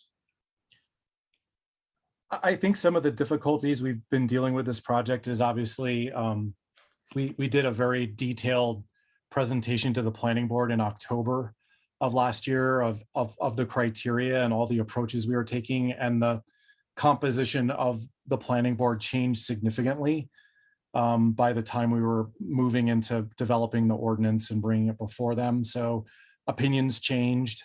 A lot of the work that we've done, there was some disagreement on. So that's an issue. And we also felt in the same vein that the composition of the city council changed during the course of this project. So we felt that as council is, the ones leading the project and had originally set out the goals and objectives, that it would be prudent to come back to this particular council and make sure we're on the right track before we start making changes and working with planning board again. I hear you, but I remain pretty uncomfortable. Lauren, you had some more questions? Yeah, And- I just was reminded of one around the energy requirements. I noticed that there was an outline of sort of what our anticipated 2023 energy code update was going to bring forward. And I was wondering, why not use those as the basis for the energy requirements in this site plan review update? Well, Carl, you can back me up on this, but I think generally, as Carl's indicated, there's characteristics of these projects that demonstrate an increased impact on the community, whether it's increased density, increased impacts on transportation. There's some characteristics to the project that that go above and beyond in terms of impact on the community, and therefore we've historically tried to go above and beyond minimum code requirements as well to compensate for those characteristics. So, you know, when you think about multi-building properties, you're increasing, for example, the amount of concrete connectivity between those buildings and some other things within the project. So the goal was to further mitigate that combined impact where a code only addresses the single building structure itself and not the totality of the project. And maybe I was just reading them incorrectly, but it seemed like the 2023 code, or at least what was written in there, was more stringent than what was being suggested in terms of the update for this site plan review. Like the site plan review, I believe, was 10% better than code, and then the 2020 IECC, and then it looked like the energy code was going to be 15% better than 2020 IECC. And I apologize. Yeah, I apologize. That's 10% better than our code. Okay. So it would be 10% more stringent than the city's energy conservation code, which in turn is 15 to 20% more stringent than the base national code. So it would be additive on top of our city code. Okay. And that was probably just an oversight on my part. Yeah, we can make that clear though. Yeah, it's intended to reference our City of Boulder Conservation Code. Can I ask a follow-up on that? Do you mind, Lauren? Please. So, Karen, so I hear what you're saying about kind of larger projects, you know, having that larger impact. It looks like, as I read the ordinance, that the threshold for that is if any building is over 30,000 square feet, that those additional requirements would kick in. Do I have that right? And was subject to site review.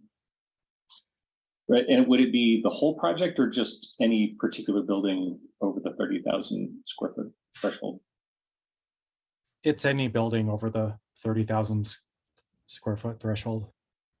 Got it. So it's only if you have a mix of smaller and larger buildings, it would only apply to those larger ones. Correct. Okay. Thanks for helping me understand. And Lauren, you have then with the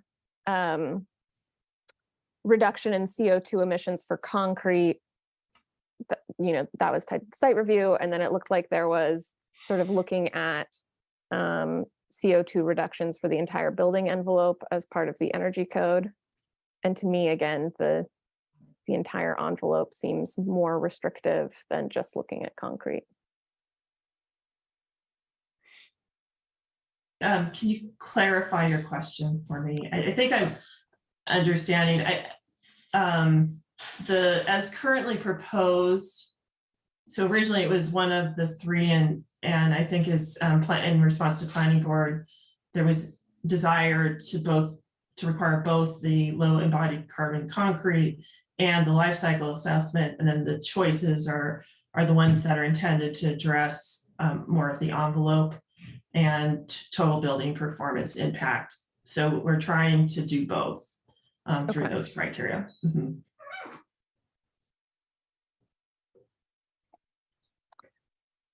And then maybe this isn't the right time, but Mark, you did ask some questions about from the development side, what, you know, how difficult these are to implement. And I have gone through this process on the development side.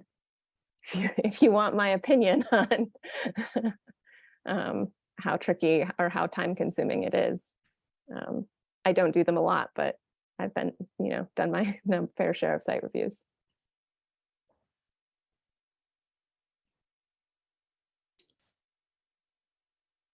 No, okay, that's fine. Junie, you're up. Thank you, Mark.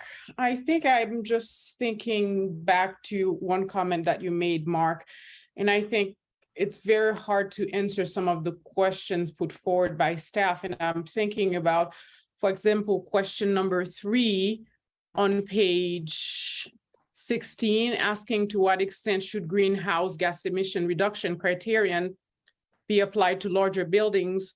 Should there be 3 options for compliance, or should projects be required to always comply with all 3? And I'm thinking, well, I'm a council member.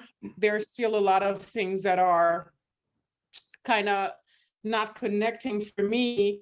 And part of the questions, and I know you mentioned earlier that there has been community outreach and community engagement, but I think part of that question is, how receptive was the business community to each of the plans that you proposed, and what was the feedback that you got? I think the feedback we got from at least the site review focus group and some others in the community, there was concern about adding new requirements. Yeah, no, I completely understand that, because I think for me to be able to answer that question is to think about what are the benefits and what are the drawbacks, right? And I think it goes back to something that Council Member, Wallach brought forward, was that, okay, is this going to cost more? I mean, I'm all for energy efficiency, but also we want to ensure that's a process that, businesses can go through as well. And how we incentivizing. I know this is probably not the council meeting to talk about incentives, but how will we incentivize a lot of these plans to ensure that they can be achieved? So cost efficiency, I think that's something that, in my mind, that I'm thinking about how to answer that question. And I feel like I'm still missing so much on how to best answer that question. Thank you. Brad, did you have your hand up a couple of minutes ago? I did, but it was an error. Turns out that button is very close to other key buttons. Okay. Any other questions from council? Okay, at this point, we should probably move into discussion of the questions being presented to us. Can you put those questions up? Sure. Aaron? Mark, I was just wondering when you thought we might hear from the planning board and DAB members. That's a very good point. Why don't we hear from the planning board before we do that?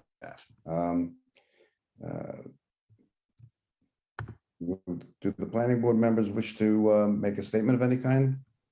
Sarah, John? Go ahead, Sarah. Well, I don't think we have a statement. I think we're here to answer questions. I will say that of the issues that you all, first of all, thank you all for the work you're doing. Carl, thank you for walking everyone through really complex proposed legislation. And to the city council members who haven't already served on planning board, welcome to our world. I think that there were 2 or 3 issues that planning board was particularly concerned about. The first one was the staff's proposal to limit our use of Boulder Valley Comp Plan policies for evaluating site review proposals.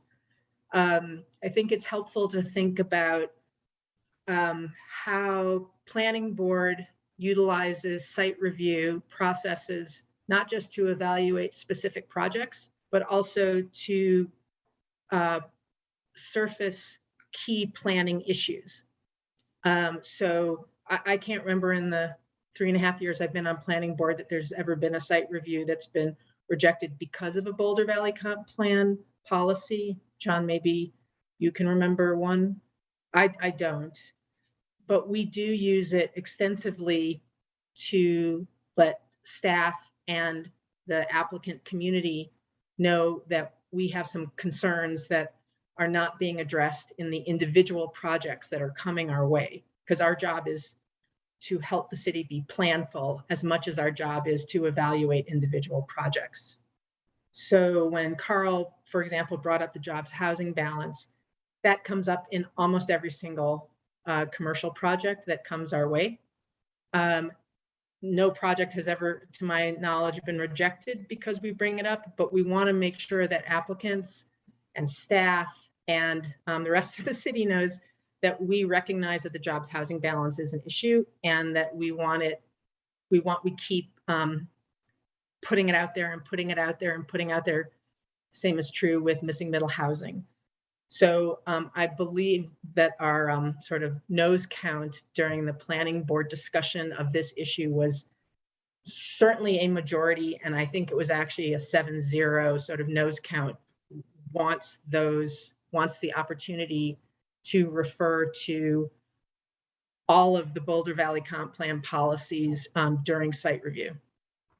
I think the second issue, which had to do with prescriptive versus descriptive.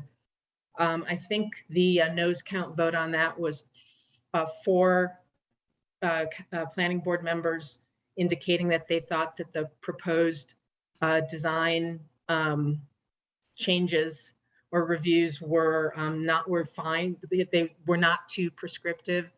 And 3 members, I think it was all 3 of the new members, thought they were. And that is actually why we sent it to Design Advisory Board for their input.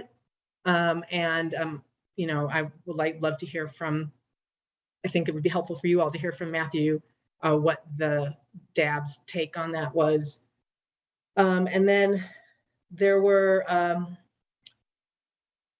a long discussion around height issues, but it was specifically around context versus feet, like the context in which a building might be going in versus how close the next tall building was. And I think where we landed was context. And you know, having just gone through a concept review on Tuesday about a proposed very tall building that was going to be quite a bit taller than the 2 buildings right next to it, that context really does matter, and it's a really valuable tool for us during certainly concept review and then site review. Personally, there was one issue that I had put on the table, which had to do with Aaron's point. We talk about height around high frequency corridors, but we in the city don't have a definition for high frequency corridors. And I think that it would be very valuable for staff to figure out a definition so that another one of those subjective opportunities is reduced, and a developer, an applicant would actually know whether or not the building he or she is proposing is on a high frequency corridor or not. So those are the things I thought were useful to highlight in terms of our meeting. John, what did you want to add? Well, I think you've done a beautiful job. I would just add that with respect to the use of the Boulder Valley Comp Plan, there was also some concern about devaluing the comp plan itself by not allowing it to be fully considered in circumstances where it can play a significant role. If the planning board is limited as to which portions of the comp plan it can consider for certain applications, then the value of the comp plan itself is diminished, and that is a concern that is quite significant, considering that's the fundamental document on which we have based everything else that we're doing. I would add one comment, which is a quote from our former planning board member, Lupita Montoya, who was always reminding us that we're the planning committee, not the welcoming committee, and that Our job really is to both review specific projects, but also to try to bear in mind the planning for the entire city. Like, what do we all collectively want the city to grow into? And without the BVCP on balance option, it would be almost impossible to fulfill that responsibility.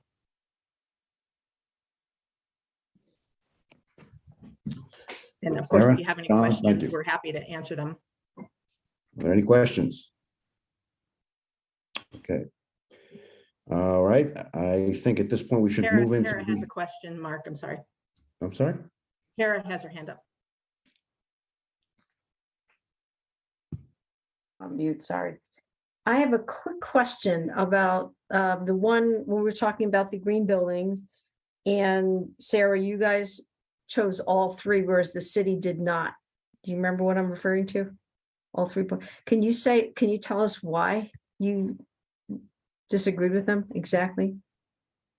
I don't think it was so much a disagreement. It was more of a, we'd like to have, and this was a conversation that was led mostly by ML, if I'm not mistaken. John, is that right? That's correct. We recognize that climate change is a primary concern in general, and certainly for the people of Boulder who have, we've talked about everything from reducing single occupancy vehicle and improving alternative transportation and moving from gas to electric in all of our buildings. And I think the point ML was trying to make is that there are more opportunities for reducing climate impacts through how buildings are built. And I think that is what was driving her her lead on that conversation. Personally, I thought that staff's suggestion of requiring 2 and making the 3rd an option was actually a good sort of Solomonic solution to this. I do think you all brought up an important issue, which is the issue of cost, and that is in your guys' hands. Right. Just to add, the sense of the board was we don't know the costs of these, but none of these overlap and they all make sense. So that's how we came to that conclusion. Thank you, John. Matthew?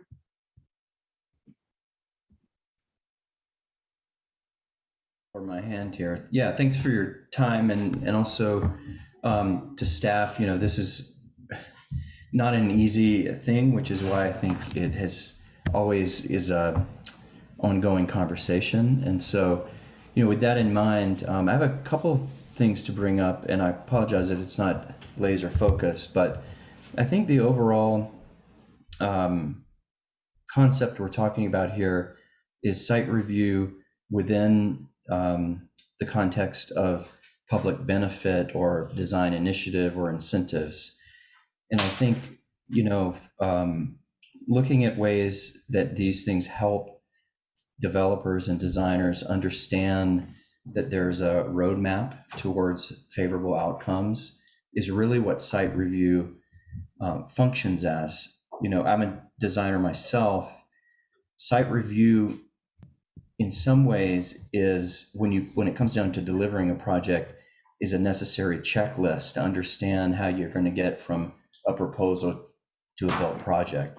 So I think, conceptually, and not just speaking for myself, but from the design board perspective, anything we can do to make that roadmap more clear and to make the incentives and some of the constraints along the way more clear, in my mind, that is the favorable revision to the site review process.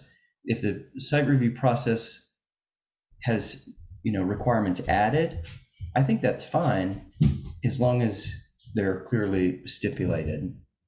Also to concur with some of the general comments from the planning board, I think those are all in line with the general consensus of the design board as well. There are a couple questions I have, I guess, and they're really probably for Carl, just clarifications for myself that may be beneficial. Is it my understanding, is my understanding correctly that if the form-based code, the intent of the form-based code, where in the city it's employed, would be to give designers and developers an option not to do site review? Is that correct? No, I mean, we looked at it being an optional path when we were developing the form-based code in 2016. We opted to just apply the form-based code, so rather than it being an option. So basically the whole area of the, Boulder Junction, it's form-based code, so they're not even eligible for site review, same as Alpine Balsam.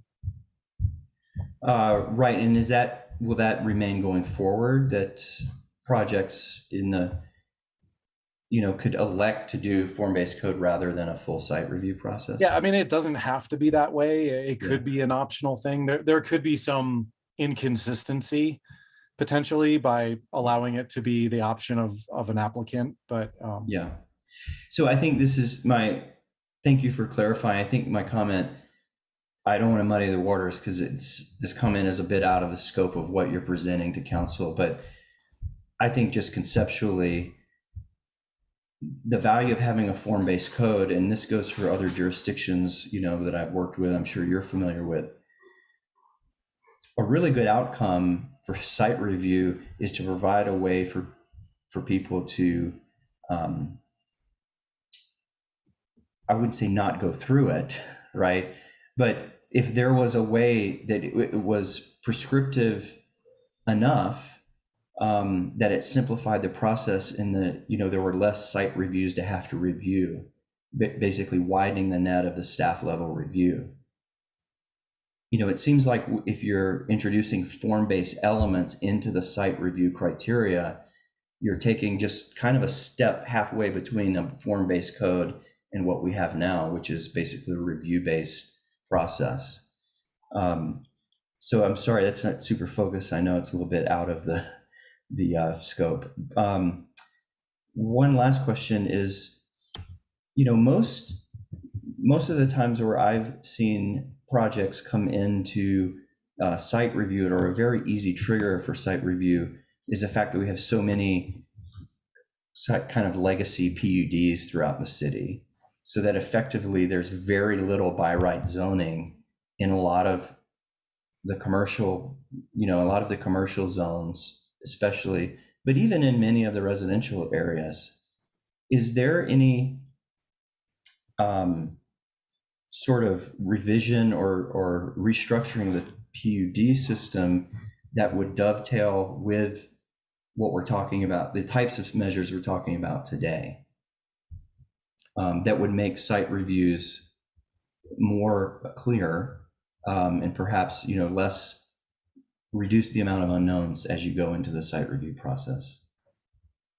Matthew, I think we're getting a little far afield at this point, and I'd like to turn the conversation back to what we need to do tonight, which is to answer several questions that are being posed by staff.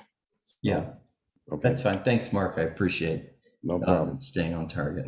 And we are now done with questions. I suggest that Tara, you got to be kidding. What do you got? I just wanted to ask Matthew a question. Is that okay? I mean, you did say we depend on our boards, right, Mark? Briefly, please. Yes. What was your feeling? What was the design advisory board's feeling about the question about prescriptive versus that particular question? Did you feel it was too prescriptive then? All of you, or how did that come? Yeah, I think our recommendation is it has to be a balance. Very prescriptive, if we have for very prescriptive measures, such as a visual band or something, it should be one of several prescriptive measures that are options, or else we're prescribing every new project to have a set of the remarkably similar details. And I think overall that would not be a desirable outcome either, so hopefully that answers the question. And now I declare all questions closed. Let's move to the questions that staff requires some direction on. We can comment on those, and then we can take a straw poll as to how we feel about it. Carl, can you bring those up? Bringing them up.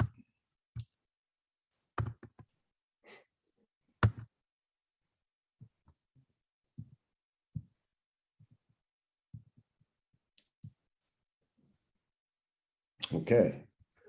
Question 1.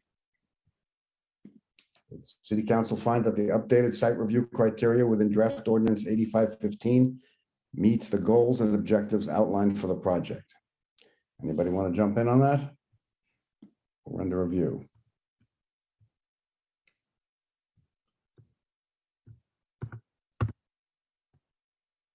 Matt.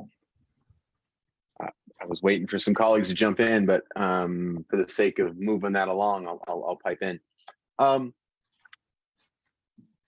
So my answer would be yes, but to be honest, yes, as the way it was defined when the project started. But I think that there's things that we haven't pushed the envelope far enough on.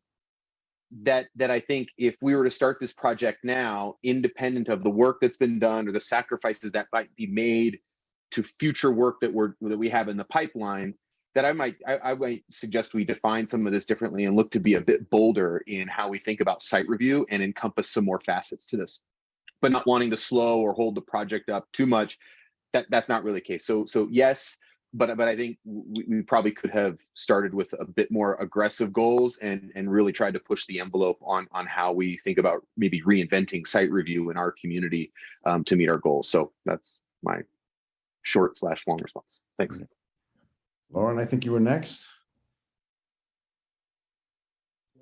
Thanks, Mark. So of the approaches, I completely, like, you broke it down to 5 different things: this emphasize, reorganize, simplify, remove, and add. So the first 4 I completely support, but the add category was a little problematic. I think that site review is intended to be a subjective process meant to deal with situations that we don't think code can adequately address. And I think that sort of some of the pieces in here, kind of like what Matthew said, sort of hit this in between form-based code and a site review process that I think removes variety that I think is important to our community. Rachel? I think the answer is yes. I agree with what Matt was saying, that maybe this council would not have defined the goals and objectives quite the same as the previous councils did, but I don't believe that we should be moving goalposts at the tail end of a project. So I think the answer to question 1 is yes. Aaron, then Tara. Yeah, I mean, I think generally so. I was on those councils, and I was sometimes in the minority in the opinions at the time. But I think that this does respond to the goals that were set. I think y'all did some fantastic work. I would tweak some of the outcomes, which I'll get to in the answers to the other questions. But I think y'all have been responsive to feedback, which has changed somewhat over the years, which is always challenging. So thanks for your flexibility. And Tara. It is so challenging, especially when you have a new council. I really can understand the stress of that. So I'm just going to agree with Lauren on this. I'm not sure this is the question to say this, but I'm super concerned that things don't all look alike and that there's creativity in our projects. And I don't want this to take away from that. So I agree with what Matthew said tonight, as well as Lauren, and I'm going to second their statements. Okay. With seeing no other comments, perhaps we can take a straw poll on this. All who are supportive of or would vote aye in terms of question 1, that the site review criteria meet the goals and objectives outlined for the project, raise your hand. I can't actually see anything but this screen. Is it just me? I can't see everybody else. Okay, I You think take we the have a clear question down majority on there. that. Let's try that one more time. I think there's a clear majority on that. Thank you. Shall we try question 2? Sorry, let me pull that back up again. Sorry,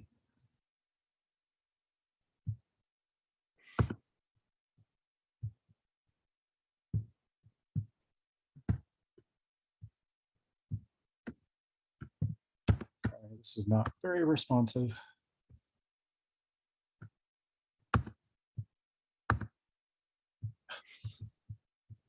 There you go.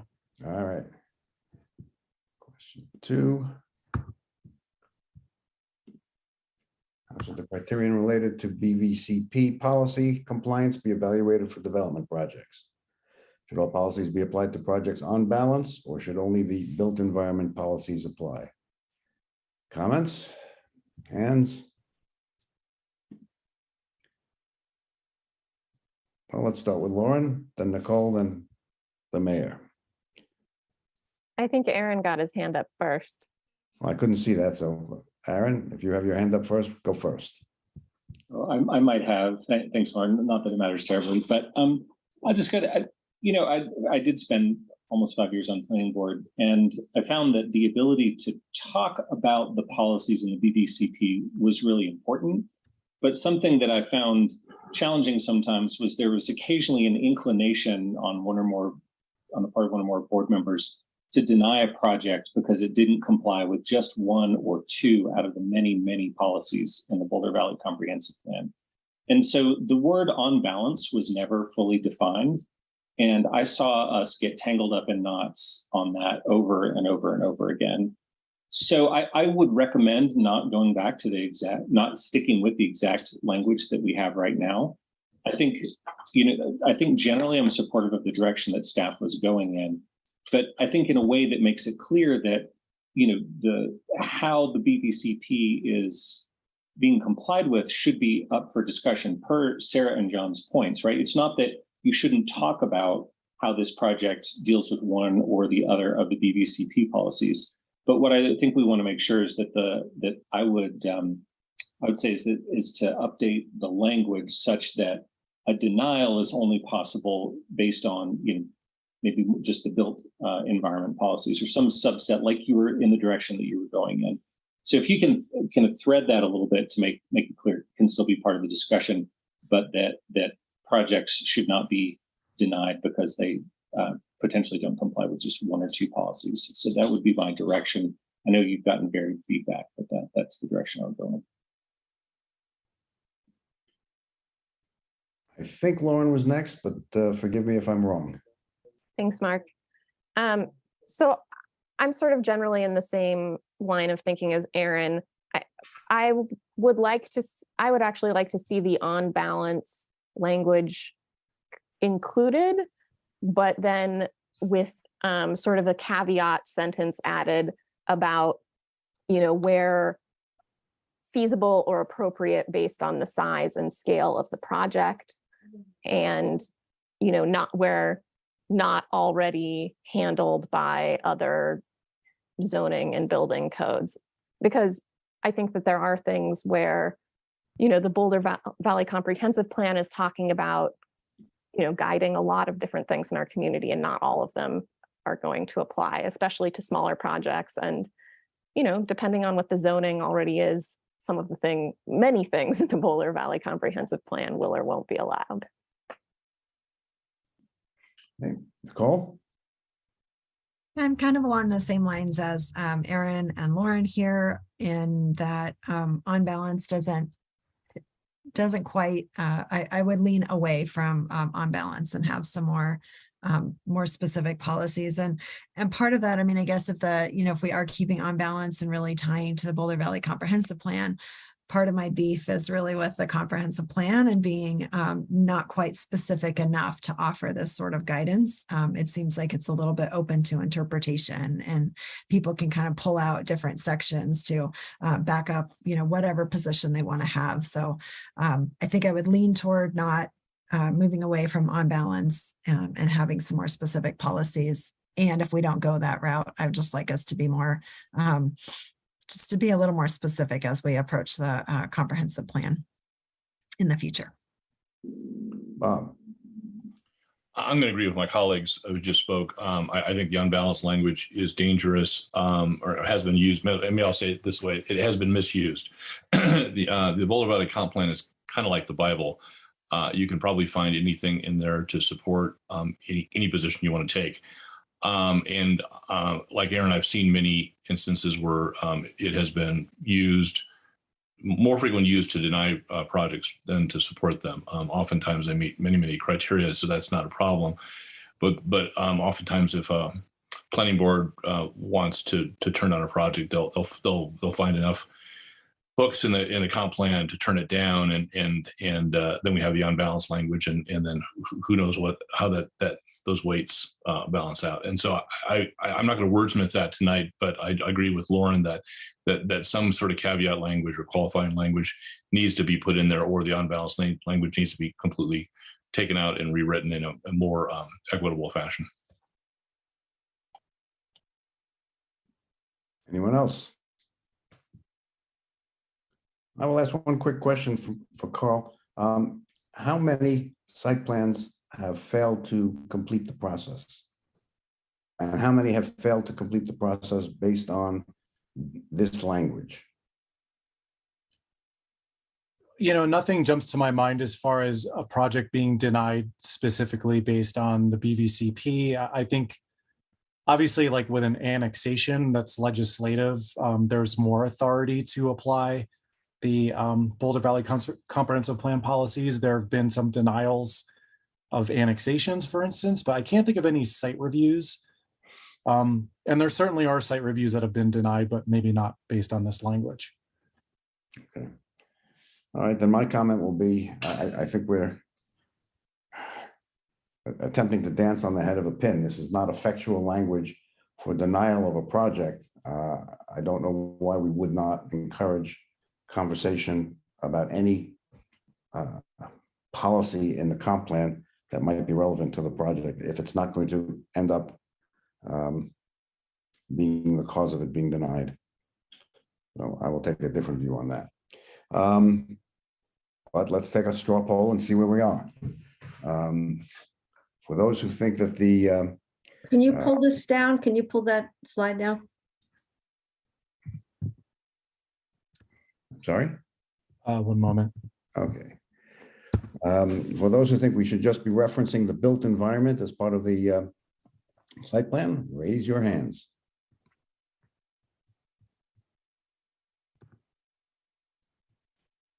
Seemed a little broader than that, but like that's the Yeah. side I think I'm on.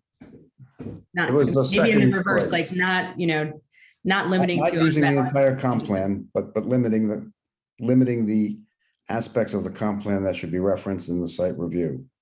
Aaron, you had a comment first? Well, yeah, just kind of per the discussion. I think I wouldn't just say just the built environment, but kind of go in the direction of moving away from the unbalance per the comments that have been made so far. Could we go from that point? I'm not quite sure what you're suggesting, so let's be. So what I would say, you were saying, do we want to move to just the built environment? And I would say instead have a question of, do we want to move away from the on balance approach subject to the comments that have been made so far tonight? Okay. Brad, Lauren? Yeah, I would characterize the discussion I've heard tonight as being not binary anymore. So it's not the two choices that we kind of teed up, but rather a mingling of the two. And if that's the sense of everyone, I think that gives us the direction we need to move forward. Okay.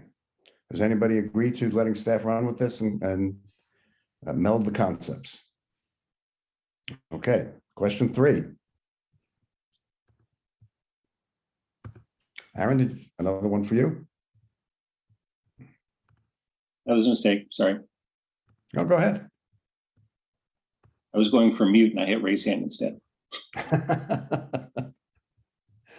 Okay. To what extent should the greenhouse gas emission reduction criterion apply to larger buildings? Should there be 3 options for compliance, or should projects always be required to meet all three. All right. Who wishes to comment? Starting Nicole. Yeah, I think I'm just a little stuck here, and this may kind of be going back to just my lack of knowledge around planning. So I'll be eager to hear other people's comments too. But with something like this, I mean, for greenhouse gas emissions, that's so linked to something our community cares so much about. I guess I just don't understand why it's kind of showing up here versus just in our code. Like what, and so maybe this is just a clarifying question for staff on this question. Why wouldn't we want all buildings to have greenhouse gas emission reduction criteria applied? I think there's like certain level of requirements that already do apply in the energy code. It's just the concept of if an applicant comes in for a site review and wants to build more than what the zoning typically allows, that there be an additional requirement. Okay, thank you. That's helpful. Sorry, can I colloquy there, Carl? Because I believe that it wasn't if they're asking for more than what's allowed by right, but if specifically a building is 30,000 square feet or greater when these kick in. That's correct. So, you know, we were trying to look at thresholds for what typically becomes what people perceive as a large building that might have a greater carbon footprint. So that's where we resolve the 30,000 size. Great, thanks. Just want to clarify. Okay. I think Lauren, you were next, and then Matt.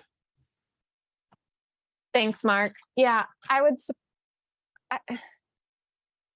think that it would be good to get a little bit more sort of outreach to the community to get some feedback on this. I like the second option that staff presented, where it was sort of you had to do all three, but then there was a choice for the third.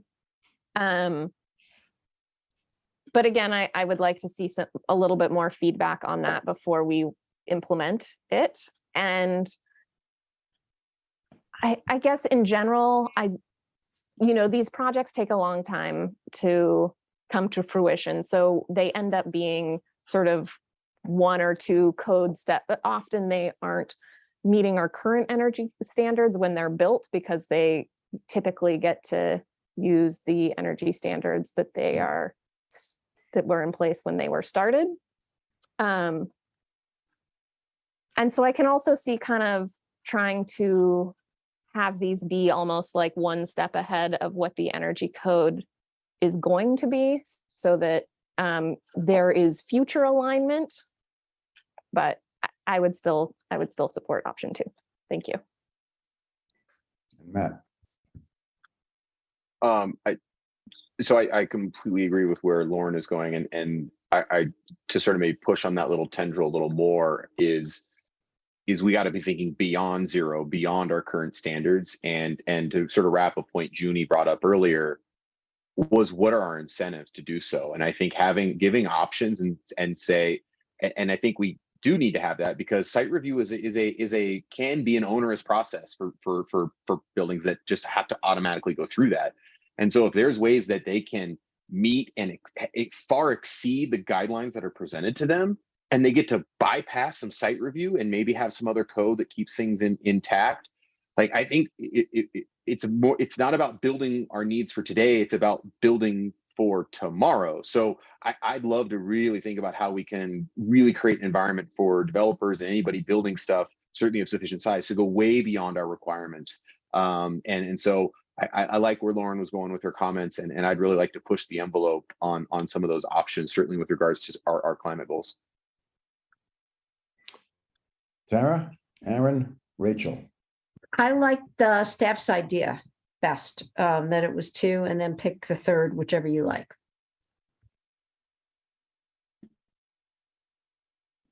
Aaron? Yeah, well, and I'll just say kind of to Nicole's question at the first part. I mean, I do like to see this kind of energy requirements go into our base building code. And I think that's where most of it belongs. So like the lower carbon concrete, like if that's a feasible technology right now, let's get that into our building codes. It's rather than have it be a something that only applies to certain buildings under certain circumstances when you go into site review. So I'd like to maybe if we could think about, we're updating our building codes. I think we're going to start talking about it in a handful of months and to implement next year. So if we can be thinking about, hey, these are some great ideas, let's carry 2 or 3 of these forward into our energy code update next year and make them happen for everybody. I think that would be great. And then, so maybe in the site review, maybe it's more things like the total building evaluation stuff where that's like a more of a performance thing that you might not have in an energy code necessarily, although we might be moving in that direction. But that's less about how you build the building and more about making sure it's performing correctly. That sounds like maybe the kind of thing that's maybe more appropriate for the site review criteria. So I'll just put that out there as a thought. I mean, I think your general approach of let's do these 2 all the time and then pick from these other 3 is a good one. But and maybe the where I go with it is let's take those first 2, and if they're feasible, let's just put them in the energy code and then pick 1 out of 3, something like that. Thanks. If I can colloquy for a minute, Aaron, I'm not sure where you're coming down on this particular question, and I'm eager to know. If I could reflect back, I think what I heard you say, Mayor, is you would like us for all buildings to build to a low carbon emissions concrete standard and consider that as base code as well as the life cycle assessment, but allow the third option, which is kind of the outcome based to be within site review. Is that an accurate summary or no? It is. But I'm also giving that feedback to look into that, right? Like, because if you were to come back and say, like, actually, you know what, the low carbon concrete thing, it's really only applies appropriately to larger buildings for this reason, I'll listen to you. But I'm saying if these feel like things that are feasible things now, I'm just saying rather than having the site review criteria, let's push it into the energy code. That'd be my recommendation. Great, thank you. Is that clear enough this time, Mark? I think so. Thank you. Rachel? I think my feedback's pretty similar to Aaron's, which is as much of this that can go into the energy code makes most sense to me, so that even in Aaron's last example, if something only applies in a large building, that still to me makes sense to go in the energy code as energy related constant. So I guess just for simplicity and being able to find what you're looking for, it would seem that ideally anything that's going to be energy related would be there rather than here. So that's my general feedback on that. Okay. Bob? Yeah, I'm going to agree with Rachel and Aaron. The energy code is a much more nimble instrument to use. We update that from time to time. There's national and international standards that are constantly evolving as technology changes. And I think the correct place for these types of things is in the code. As Larry said, we're about to launch into revisions to that code in a few months anyway. And so I would be content to wait, get it into the code, have it apply to everything. We don't touch site review. I think, Aaron, this is probably like only the first or second time we've adjusted site review criteria in the 7 years we've been on council. And I'm afraid that we could hardwire something in here and then it doesn't get touched for many, many years, whereas the code, I think we look at every couple of years. So I think Aaron's absolutely right that it's really the energy code where this belongs. Right, Nicole. Yes, just kind of coming back around.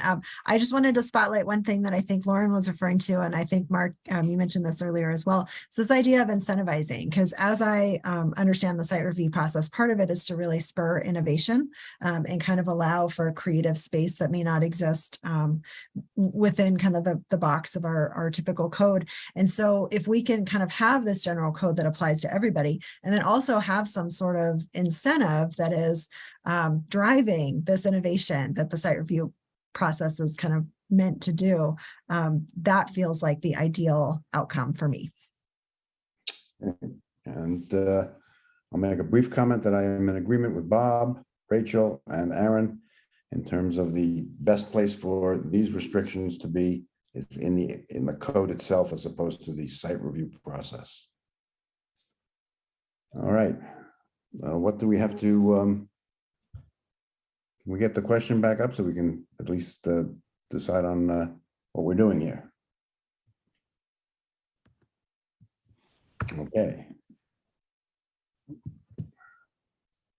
There we go. Does the city council believe that the criteria should be modified to be less prescriptive? Can we get a show of hands on that?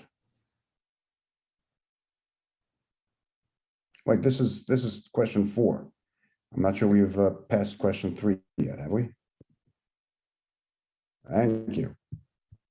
There we go. To what extent do the greenhouse gas emission reduction criterion apply to larger buildings? Do we Can we believe that remove it should? Sorry? Can I get a show of hands on the Can we question? can we remove the slide? Can we what? Remove the slide so I can see everybody. Okay. Thank you. To what extent should the criterion apply to larger buildings? Do we think it should? Hands? Mark, can I just ask clarifying? Oh, Yes, certainly. it feels like this is another place where our discussion has sort of changed the nature of the question. And so I'm wondering if maybe a question we could ask is whether staff feels like they have enough from our discussion to answer this question, because I feel like I can't answer it at this point based on our discussion. Carl, do you have enough guidance? Yeah, I think that's definitely good feedback. I'd like to go back and talk to Carolyn and other staff about what's been said tonight and move forward. Yeah, and I would agree on both questions that are the A and B parts of question B. Okay. Question 3. I think we've covered both the A and B questions that are in question 3 there. And you have what you need? Yes. Okay, now we can do question 4.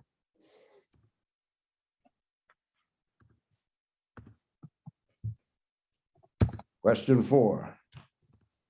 Drum roll. Okay. Sorry, it's just a bit sluggish. It's all right, so am I. We had it there for a second. There we go. The city council believe that the criteria should be modified to be less prescriptive. And do we have any other modifications to the criteria in the draft ordinance? Anybody want to take that on? Mayor. Thanks, Mark. Well, I'll just jump in here. That I would go in a less prescriptive direction on this. I mean, I think you've outlined a lot of great design ideas and guidelines and such here, but I don't know that they need to apply to every building. I think somebody was mentioning danger of every building starting to look the same if we get a little bit too prescriptive in our design ideas. I was looking around my neighborhood earlier today. I don't know that any of the buildings in my current neighborhood comply with every single criteria. So I think there's a lot of great stuff in there, but what my recommendation would be to do something like this, and this is just an idea. So you have the alternative compliance method, which is it's a good escape hatch for having a prescriptive approach, but it has a lot of really good language in and of itself, kind of in a broad statement of how we should approach designing great buildings. And so I just wonder if that could become like the heading for the design section, to say that, like, broadly speaking, we should do these great things around design and open space and such, and then say list and we recommend or highly recommend or some language around like these 14 specific design moves that we found make successful buildings. And so we would look to see most of them implemented in your design, something like that. But then, so that it gives you some way to give feedback to developer. If they come back with nothing but blank walls and unarticulated facades and 17 materials, you can say, look, you got to do at least most of this stuff. You're not going with our design criteria. But if somebody doesn't put a vertical expression line in one place because it's not their vision for the design, or if they have a longer building because, like, my neighbors are senior housing, they have a longer building so that they only have one elevator for the whole building, right? So it saves costs and things like that, so that there would be room for something like that. So that would be my recommendation there. And that's kind of on the bigger topic. Maybe I'll let my other colleagues weigh in, and I have one or two little specific things as well. Lauren? Yeah, so as an architect, I think design is really important. And I don't think that making a checklist encourages design thinking. On Design Advisory Board, we saw out-of-town developers come in and think that like the easiest path forward was just to kind of like do a, go through the list and try and like check all the boxes. And I think that this just encourages that kind of design even more. And so I would really, I think that site review is sort of intended to be a discretionary process. And I think that it's important for these guidelines to feel like guidelines and to try and encourage innovative design. I can go through a checklist of things that I think are problematic. It's fairly extensive, but I think that that sort of generally covers it, that, Thank you. Matt, then Rachel. Thanks, Mark. Well, I mean, I think this is tough. But I think just sort of looking back, I mean, we're sort of caught in the quasi-judicial nature of site review, right? Right. I mean, it's a criterion-based decision. And yet if the criteria is then totally subjective, it's entropy, not order. And so I get the predictability side. And so I want to see, what's the middle ground of that, more or less, is really, I think, the question. And I can't point to specific pieces for that, but I think that, by and large, I like where Aaron's going, but I want to make sure that we still have a clear understanding of that quasi-judicial nature of criteria-based decision-making. And that's the predictability part that I think is really important, but I don't want homogeny as a byproduct of that. So it doesn't really answer the question, but it sort of settles somewhere in the middle of the nature of site review lends itself. And maybe it's the fact that it's quasi-judicial, and that's the point that's the sticking point of this whole thing, is it has to be criterion based. So really, to answer the question, I'd say I'd be less prescriptive, provide some options, but if we can also create really clear definitions for things and terms that allow us to come back to less subjectivity and just find that middle ground and that balance, I think we might get where we need to go. Rachel and Lauren. I just sort of a question or comment on maybe some threads I think I was picking up tonight, which were, if I was following Matthew from DAB, I thought he was, and a couple other colleagues' comments that maybe there's a desire, what we were trying to get to with the form-based code type of decision making is it's predictable, and maybe in some cases you can have fewer steps. Maybe I think maybe one of the options would be you don't have to do site review, and I don't know if that's like just too scary to even consider. But will this process look at that at all going forward, or is that just sort of dead because it wasn't asked up front? Is there any room for something that would be prescriptive still, that allows some time and money savings for people, and yet have the creativity that Lauren is suggested that we need to have beautiful spaces? I don't know that was included in the original scope of the project, so we haven't really spent much time on it. It doesn't mean we don't think about it. It might be something that we try to fold into, again, the 2022 work program items to incentivize, affordable housing. Maybe there's other things in the site review process that we could also think about. Okay. Yeah, I'm certainly not trying to, again, move goalposts, but it seemed like a sort of common thread and maybe worthwhile for us to look at long-term. Thanks. Lauren, to you, and then to Matt. I just wanted to add in a comment about sort of this back and forth between predictability and subjectivity. So I think, a lot of developers, when they're coming up with their pro forma and things like that, the kinds of things that they are really looking for predictability around are, the number of units that they can have, and the floor area, and how many parking spaces they're going to have. I think that, as long as we get to a point where we can agree on the window details at some point, that's largely, that's not what makes or breaks a project in terms of whether or not it's financially feasible for them, which is a large portion of what they care about. So I think that having the detail and the public realm side be a little bit more subjective, again, I think can lead to better design options or the possibility for better design options, and is something that I would encourage keeping open. Matt?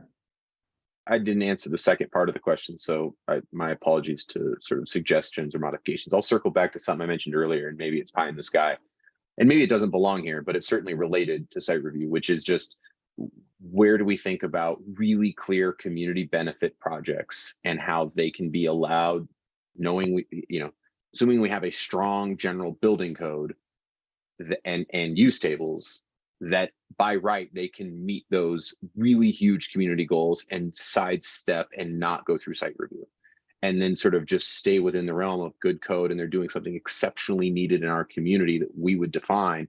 I don't know if that's here, Brad and Carl, but somewhere that conversation is very close or adjacent to this conversation of site review. So I just wanted to put that out there, since that was sort of a criteria, sort of what suggestions, but that's what I'd leave with. Okay, and I'll make just a quick comment. To the extent that we are being responsive to development community desires for less prescription, since that is the really contrary to what I've heard from every developer and consultant I've spoken to over the last 2.5 years, who all bemoan the subjective nature of the process.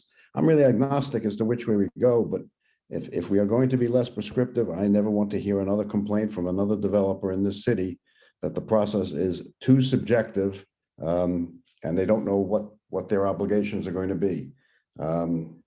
This is something we're accommodating. I'm cognizant of Lauren's concern for better design, and that's kind of why I'm agnostic either way, but I never want to hear another complaint. Thanks. And Aaron, I think you've got something, and then Nicole. Yeah, I just had a couple detailed follow-ups. I also would not like to hear complaints again about anything, really, so that's all agreed here. So just a couple detailed comments. One is coming back to the view corridor thing. I do really think that we need to pin down the definition of open space in terms of where you're blocking a view corridor from. Like, I think about the parking lot of Home Depot has a great view of the Flatirons. It is technically an open space, but that's not a view that I think we need to prioritize preservation if somebody wanted to build on the southern corner of it with some great, affordable housing or something.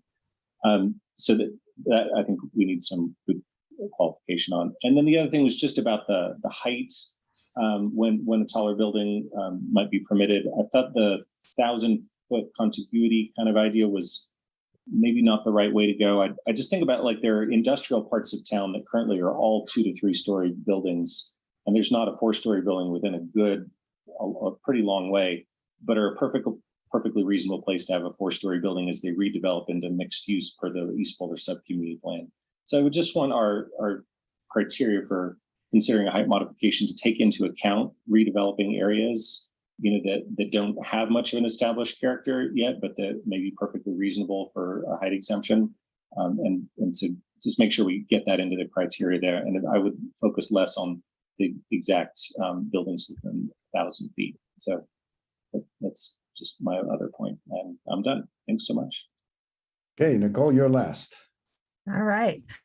And I just want to name something that's kind of a sticking point for me in coming up with an answer to this question. It seems like one of the areas of tension here is that it's not necessarily a lack of objective criteria, but rather a lack of subjective or too much subjective decision making, right? And and I know that the criteria we're using to make decisions, they're obviously those two are very related, but it seems like the issue is coming in terms of people being very subjective in terms of saying, well, this project isn't going to meet this need for this reason, that could kind of be turned around and you could say, make the opposite decision for the same reason, right? So I don't really know how to address this. I trust, that you all, staff, you all do better than I do, but I really, I hear Lauren's concerns and the other concerns from some of the architects around allowing creativity and innovation, right? I think that's what makes buildings interesting, is when we allow that space for people to be a little more general. So how can we afford that creativity and make it so that developers aren't saying that they're being the decision-making process is subjective. Brad, before you speak, do you have enough here to go on, or do we need to take a vote on anything, or do you have enough guidance? That was from us? actually, Mark, what I was going to speak to. I think here again, the nature of the question has morphed into feedback that's very helpful.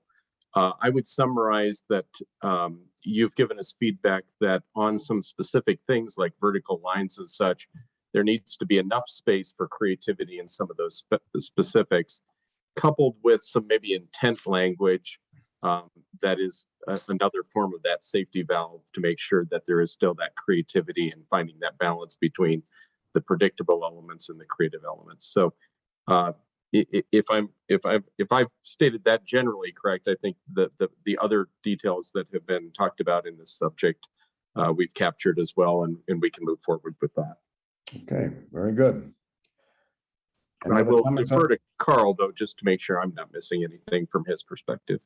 No, I think this is all really great feedback. We really appreciate it. Okay, I think that wraps up this subject. I'm going to propose a 5-minute recess so that we can all get energized and excited about a conversation about use tables in industrial areas. And I know we've all been waiting for that. And we all want to have good energy to have that conversation. So why don't we re-adjourn at 8:46? All right.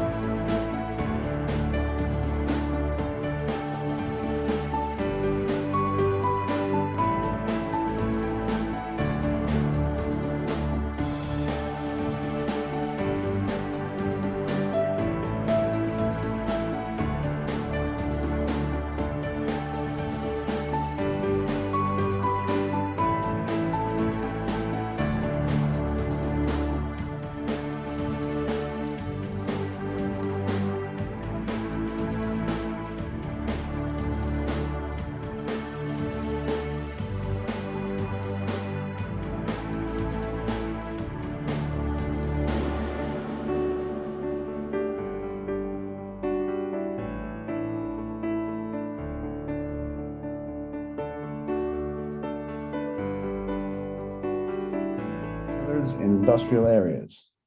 I will turn it back to our esteemed city manager, Nuria. Thank you. And in the interest of time, I think I'll just give it to Brad, who has been holding down the show today. He and his team are doing a great job. Brad? Well, let's follow that. I'm going to hand it right over to Lisa Howd, who's going to let her go. Thanks. Thanks, Brad. Good evening, Council. I have the enviable task of talking about more land use code after you've already been through almost 3 hours of it. Tonight, we're going to talk about the Use Table and Standards project. And the purpose of this discussion is to update the Council on the second phase of the project and also discuss the next steps related to both industrial areas and then the neighborhood serving uses part. So if you remember, we are in phase 2 of the Use Table and Standards project. You all adopted an ordinance related to the first module of the project back in June. So that was the one related to user friendliness and technical updates. And we have divided the remainder of the project into 2 other modules. So we have module 2 focused on industrial areas that we are hoping to wrap up by the end of this year. And then we'll go into module 3, which is related to neighborhoods and neighborhood centers, neighborhood serving uses. Just some background on this project. It actually started back in 2018, and we completed phase 1 of the project in 2019. And in 2020 is when we started phase 2. However, we had to pause the project in the fall of 2020 due to the staffing levels related to the pandemic. So we restarted the project at the beginning of this year. And like I said, went through that first module of technical updates, and now we've gotten to the more substantive parts.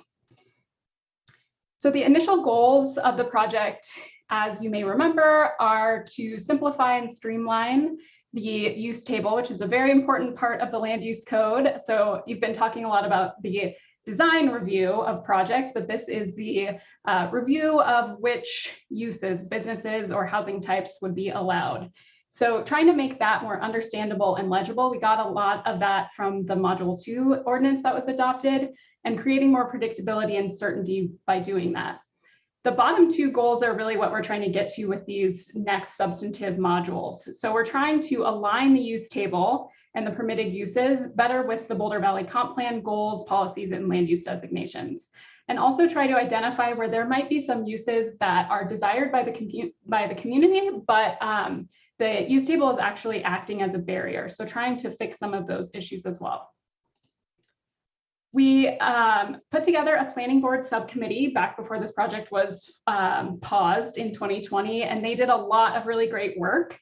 They met over 20 times over a couple of years, really digging into the use table, doing a district by district analysis of all of the uses that are allowed in each zoning district.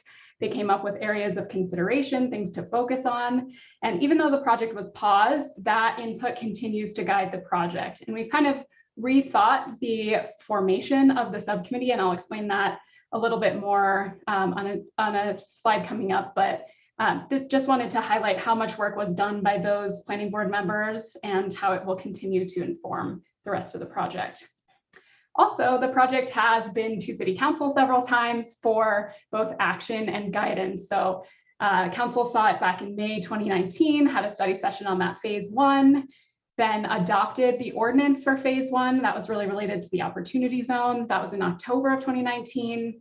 There was a study session on phase 2 back in August 2020. And so I'll kind of be sprinkling in some of the guidance that we heard at that point because it is a little bit of a unique nature of this project that it was paused and now we're bringing it back. So I'll sprinkle that into the presentation as well.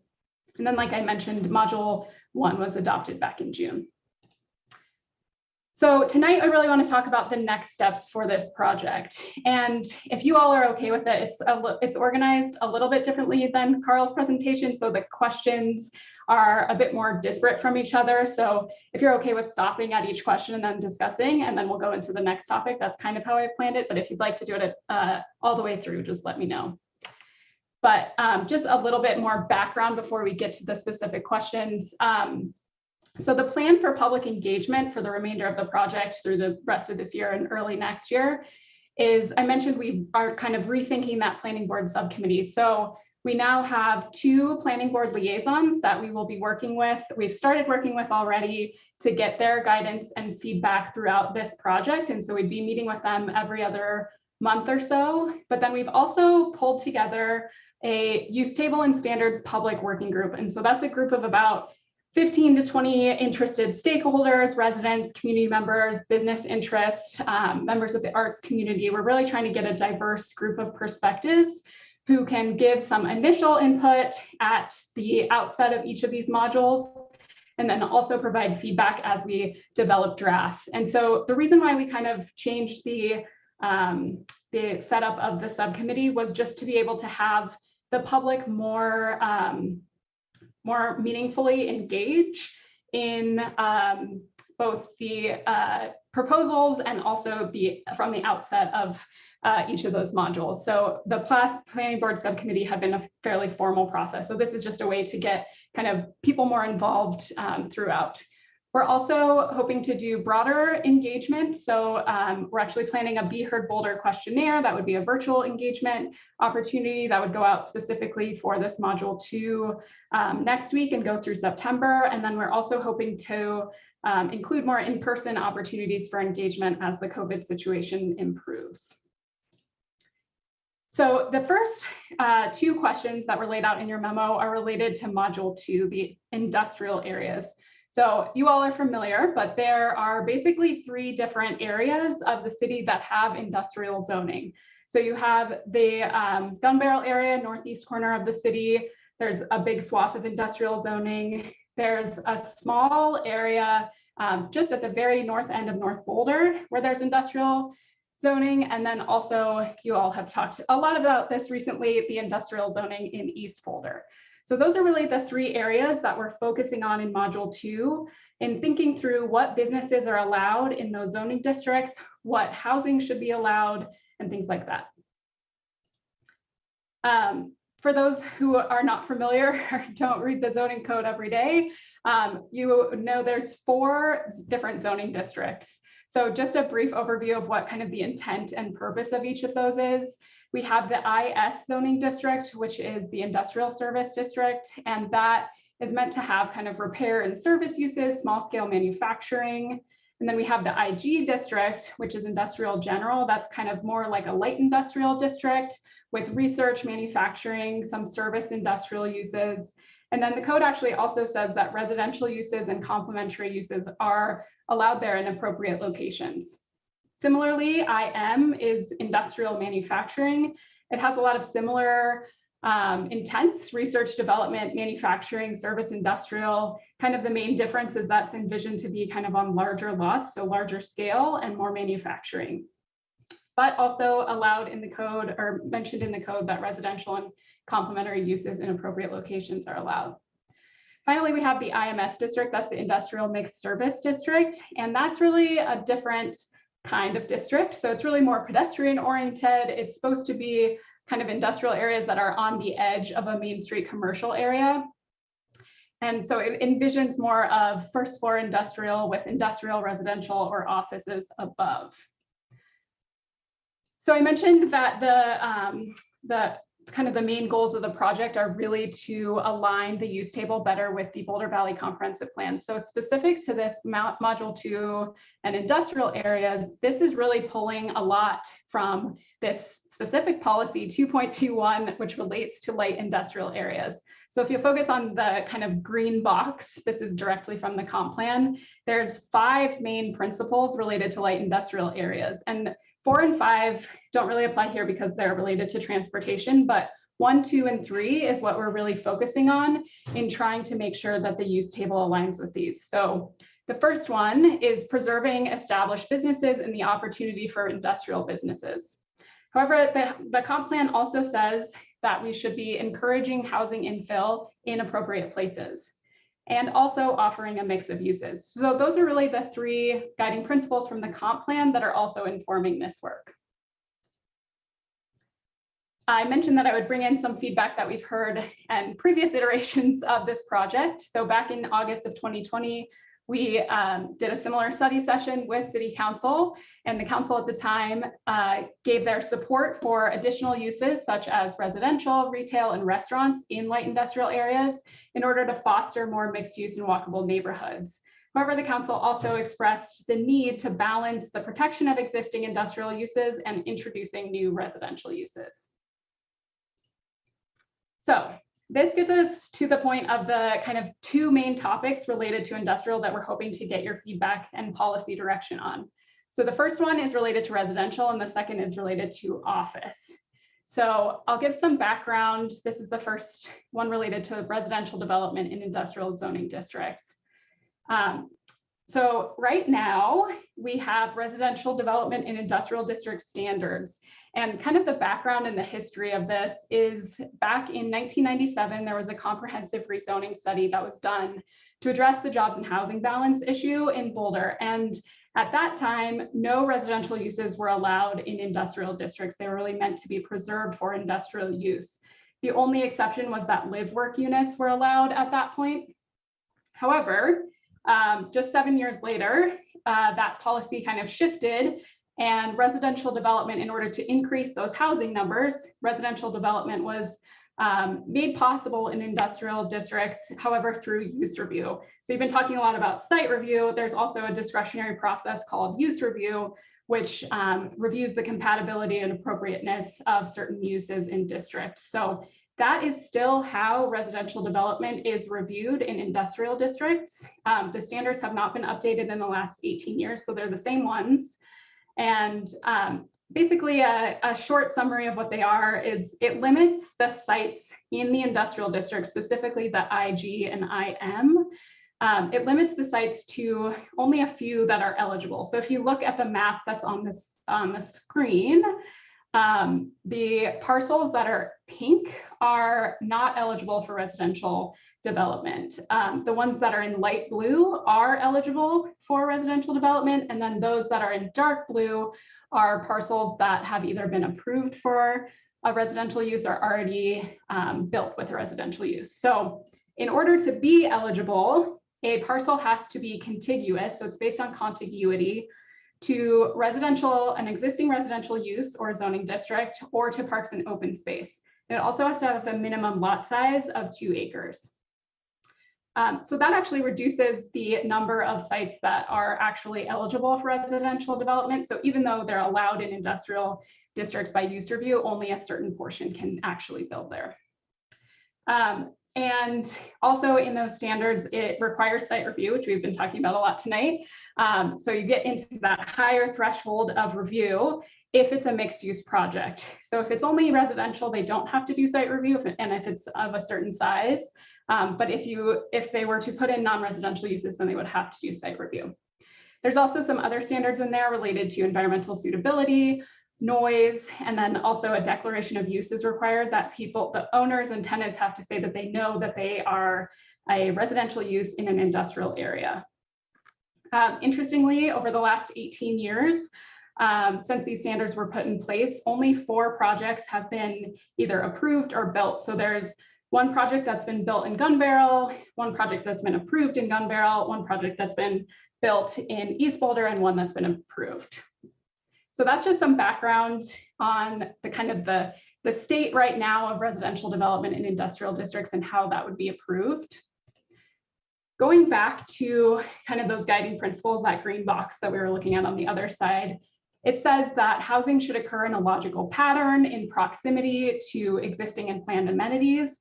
It also specifies that housing infill should really only be in areas that are zoned industrial general, the IG, or the more light industrial, not the manufacturing industrial or service. And that housing should be encouraged in appropriate places near other residential uses or retail services.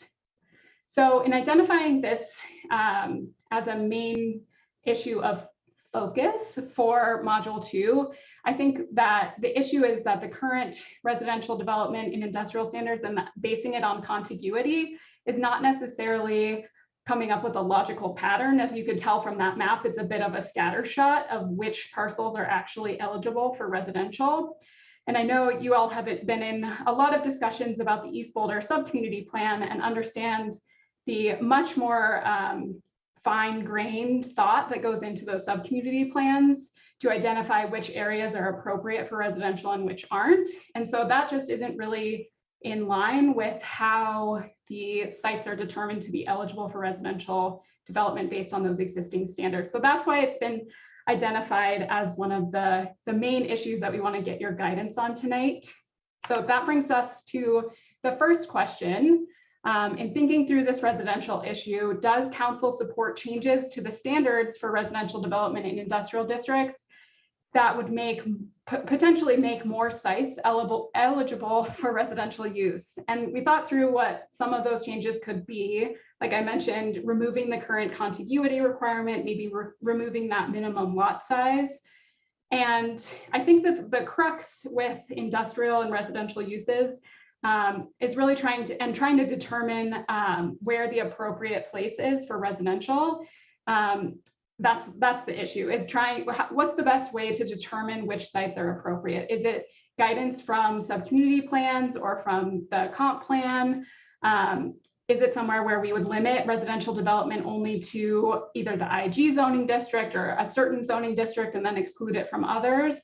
Or maybe are there other potential approaches? Could it be proximity from other uses or things like that? There might be other uses. So if you're okay with pausing here to go through this question before going into the office and module 3, we can do it that way, or I can continue going. That's kind of up to you. I think this is a good point to get some comments and questions from council. Great. Lauren, you're up first, I think. Thanks. So I would support updates to the standards for residential development in industrial districts. I think we should eliminate the contiguity requirement, the exclusivity of use for industrial and residential, minimum lot size, the more restrictive setbacks and FAR requirements that are typically required of housing in those zones. Instead, I would like to see suitability determined based on looking at a combination of intentions set out in the applicable area plans and Boulder Comprehensive Plan. So, those talk about housing areas along transit lines and surrounding retail and amenity hubs, housing that's integrated into mixed use buildings and neighborhoods with diverse housing, commercial and retail options involving the, but I think that this housing needs to be in addition to industrial uses and not instead of it in some, in some zones. So in some areas that might be that the first floor has to stay industrial and housing could be put above, or that it's like a percentage on the site. Or maybe there's the creation of new conditional uses to kind of help shape that so that this fits closer to kind of what we've described in especially the East Boulder subcommunity plan.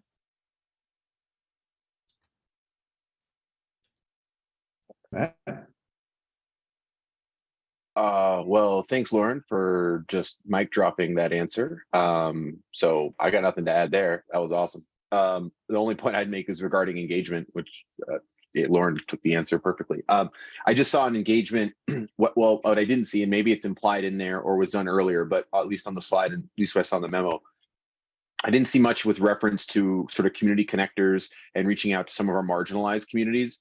I think, as we all know, zoning and land use has almost traditionally always disproportionately impacted those communities. And so as we think about how we're using our zoning and our land use and what are allowable uses, I really want to make sure we've checked in with those communities so that as we're going forward, how we use and do our land use and zoning is appropriate for everybody in our community and not leaving anyone out. So if that's been done, awesome. Then maybe just break a note of it. If it hasn't, I'd love to make sure that we're tapping those communities and getting their input.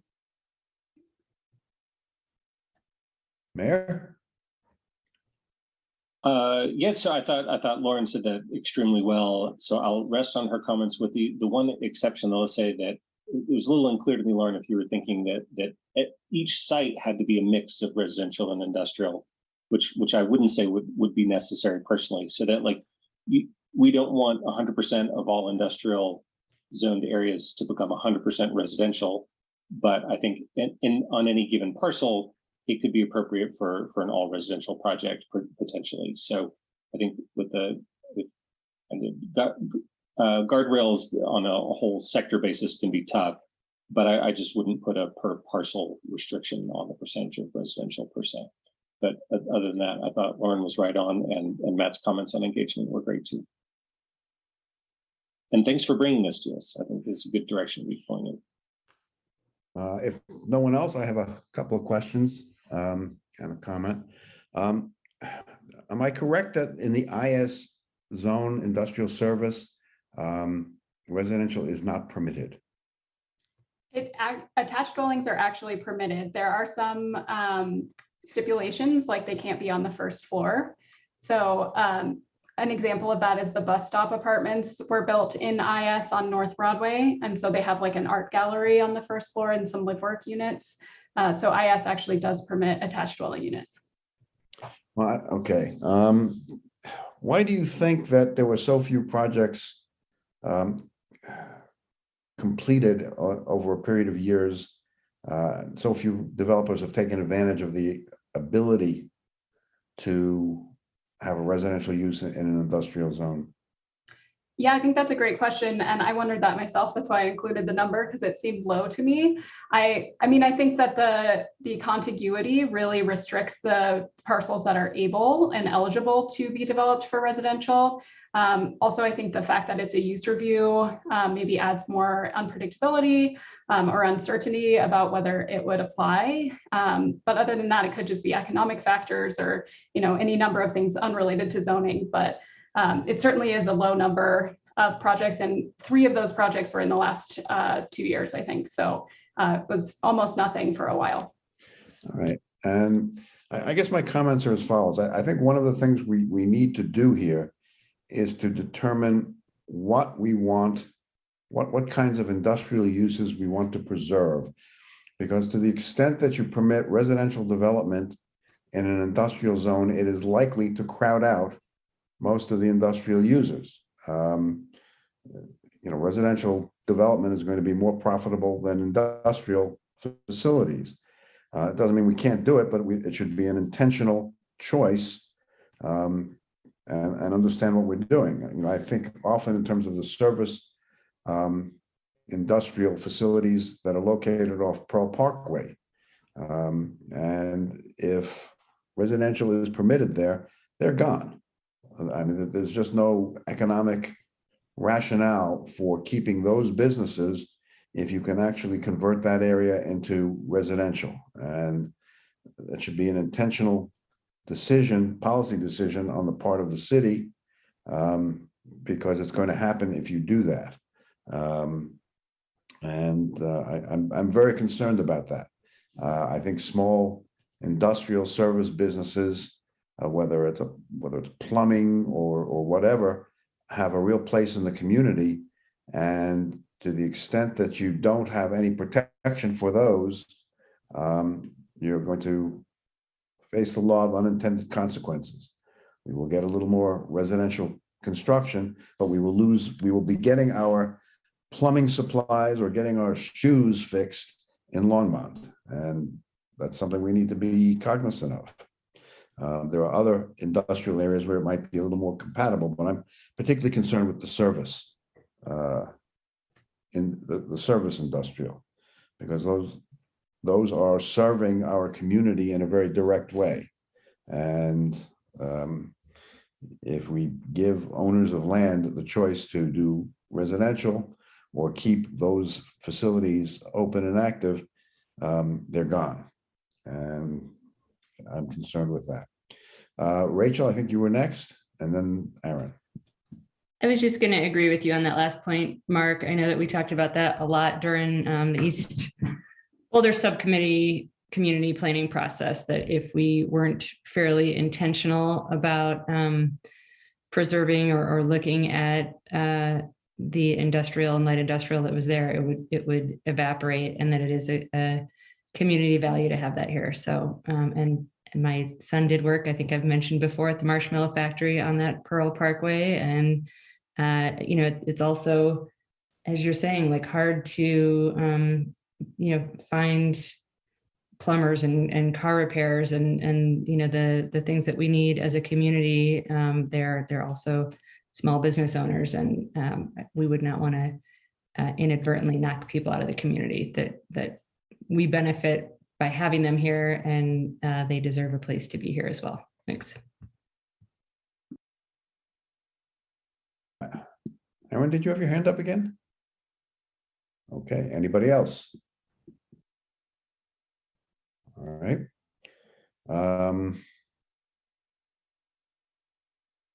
Does anybody want to comment on the question 1 and give some guidance to staff on this? Well, let's put it this way. Those who would support changes to make more sites eligible for residential, indicate. Show of hands. Can we remove the slide? That's better. With guardrails as discussed. Yes, and I'm with you on that, with guardrails to protect the industries that we need for this community. Okay, solid majority there. Does that give you the guidance you need? It does, thank you. Next. All right. All right, the next topic is related to offices. So this is one that we also would love some policy direction on, because it's a main issue that can be addressed during this module 2. And I'll explain why with this policy background. So this one's going to get a little zoning wonky. So I'm going to try to make it as interesting as possible. But essentially, right now we have 2 separate use types in the use table for 2 different kinds of offices. So we have professional office and technical office. And professional office is like a lawyer's office, accounting office, real estate office, things like that, a business service that you would see an office for. A technical office is something more like an engineering firm or software engineer, or like software development, those type of technical offices. We attempted to clarify the direction or the definitions back in module 1. And so when we did that, we kind of explained that technical office is what is involved in kind of the making of something. So whether that's a physical or digital good, and professional office is more of a client service that's provided. So this is actually really rare around the country to have this kind of bifurcation of types of office. It's something that is almost completely unique to Boulder. There's a couple cities that do something kind of similar, but it actually comes from that same comprehensive rezoning study back in 1997. And so the intent of where this came from was to limit speculative office buildings at the time, support startups, preserve industrial areas for industrial uses, but also recognizing that there is a need for offices that are really associated with industrial uses or are more industrial in character. So those are those technical offices. So what happened in 1997 was they decided there were 2 different types of offices, and professional office was going to be prohibited from the industrial districts. So lawyer's office, accountant's office, those are not allowed in the industrial districts, but those technical offices like graphic design firm, engineering firm, those are allowed in the industrial districts. What we found over the last 25 years is that this is a challenging tool to use to implement this policy. It's a pretty fuzzy line between the 2 types of offices. So a good example of that is we had a patent lawyer who came in, and so that's a lawyer's office, but they're dealing with patents related to industrial products. So the kind of visual impact of these types of offices, the parking impact things, those might be almost identical. And so what we've been hinging on kind of to differentiate between these 2 is client contact. So there's a part of the definition that says that professional office might have frequent client contact, clients coming and going, where technical office is like unlikely to have that frequent client contact. However, as you know, over the last 25 years, and especially the last few years, the nature of offices have really evolved and changed, and there is not a lot of client contact happening for either type of office. I mean, there are for some, but in the vast majority. And then also just certain offices over the last 25 years have evolved in their practice of that kind of client contact. So it's just a really challenging tool. It's unpredictable for business owners to understand whether their type of office is going to be allowed in the building that they're trying to lease. It's not something that's conceptually people really think of there being two different types of offices. We have in our sub-community plans, including the East Boulder sub-community plan, there's really no specific guidance for having these two different types of offices. There's not a lot other than from what that had happened in 1997 with the comprehensive rezoning study. There's not a lot of policy direction about where these certain kinds of offices are appropriate or not appropriate. And so we think that at this point with this use table project, with module 2 focusing on industrial districts, this was something that was done very intentionally for the industrial districts to protect them from the professional office type. But now it's been about 25 years and you know, the situation has changed, and it has been challenging both from the business owner, property owner perspective, and also from just city implementation. So this raises the question now of whether this is the policy direction that we want to continue going in, or whether there's some other tool or some other way that we could do this.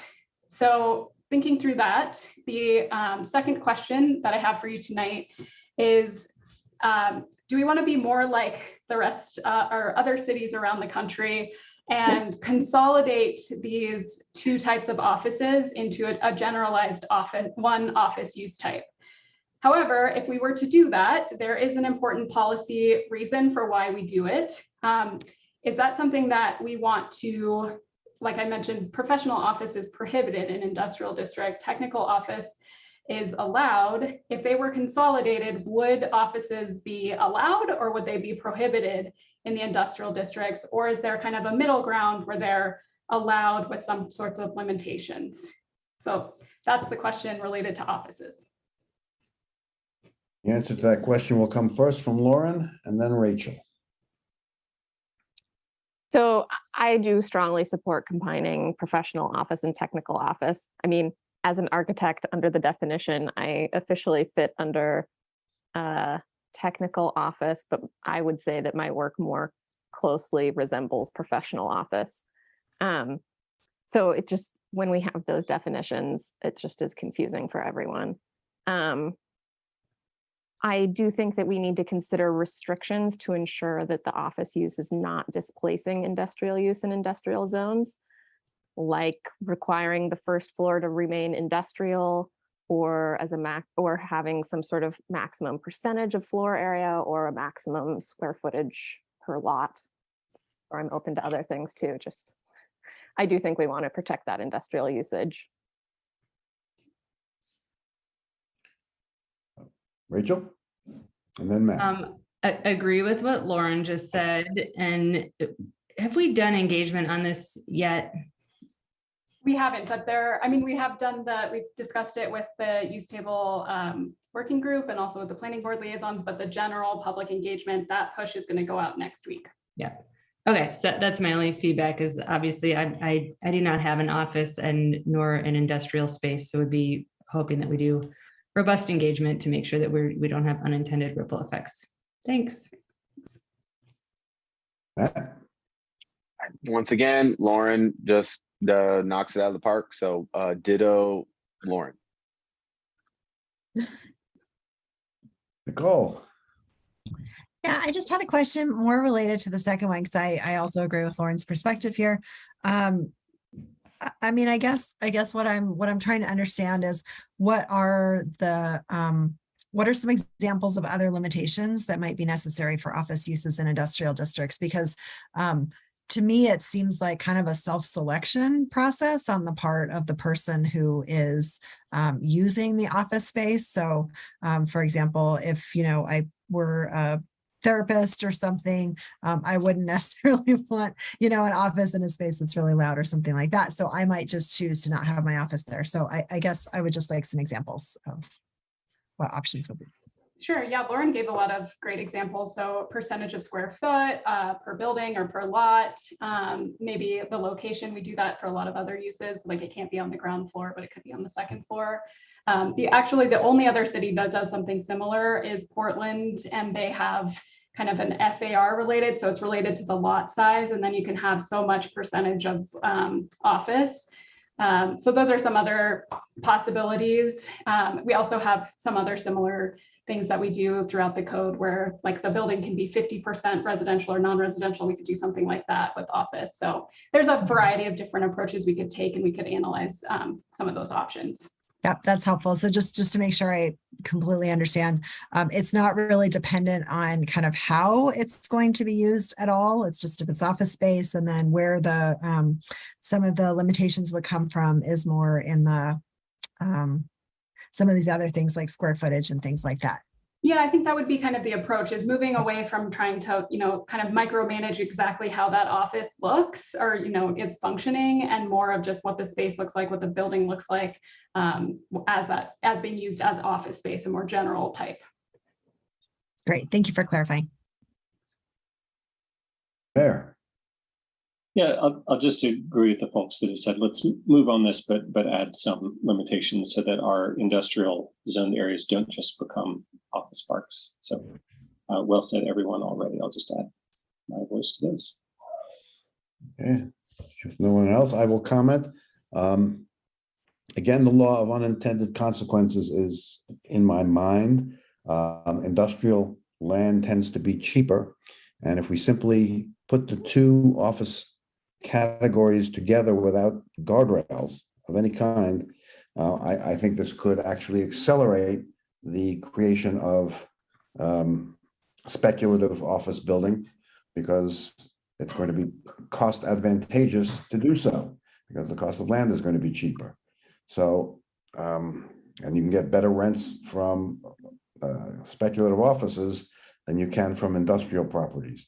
So I'm happy to consolidate, but I'd like there to be some fairly robust guardrails in place so that it doesn't become more attractive to buy industrial properties and use them for speculative office purposes, because I don't think that's where the community interest lies.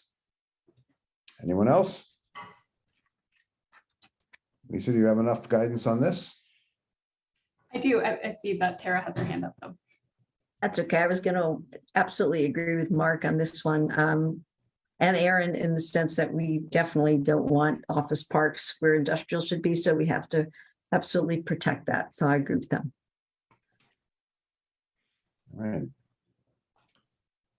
If no one else, then we can go to the next question. Okay, so we're going to transition from that industrial focus to now module 3. So this is related. Oh, sorry, I actually forgot I have one more slide on industrial. Too soon. So these two are not related, or these are not related to the two questions, but I just wanted to highlight a couple other potential changes that came up through the Public Planning Board subcommittee, and then the initial public engagement that's been done so far. And this is really trying to get at the offer a mix of uses policy guidance. So we've heard a lot about live work units and trying to support those in more places in the city. So probably a change that you could see would be allowing that in more districts, and then also expanding the allowance of what that work use would be. Right now, it's only allowed to be an industrial use, but maybe expanding that to commercial use or things like that. So that's one thing we're looking at as part of module 2.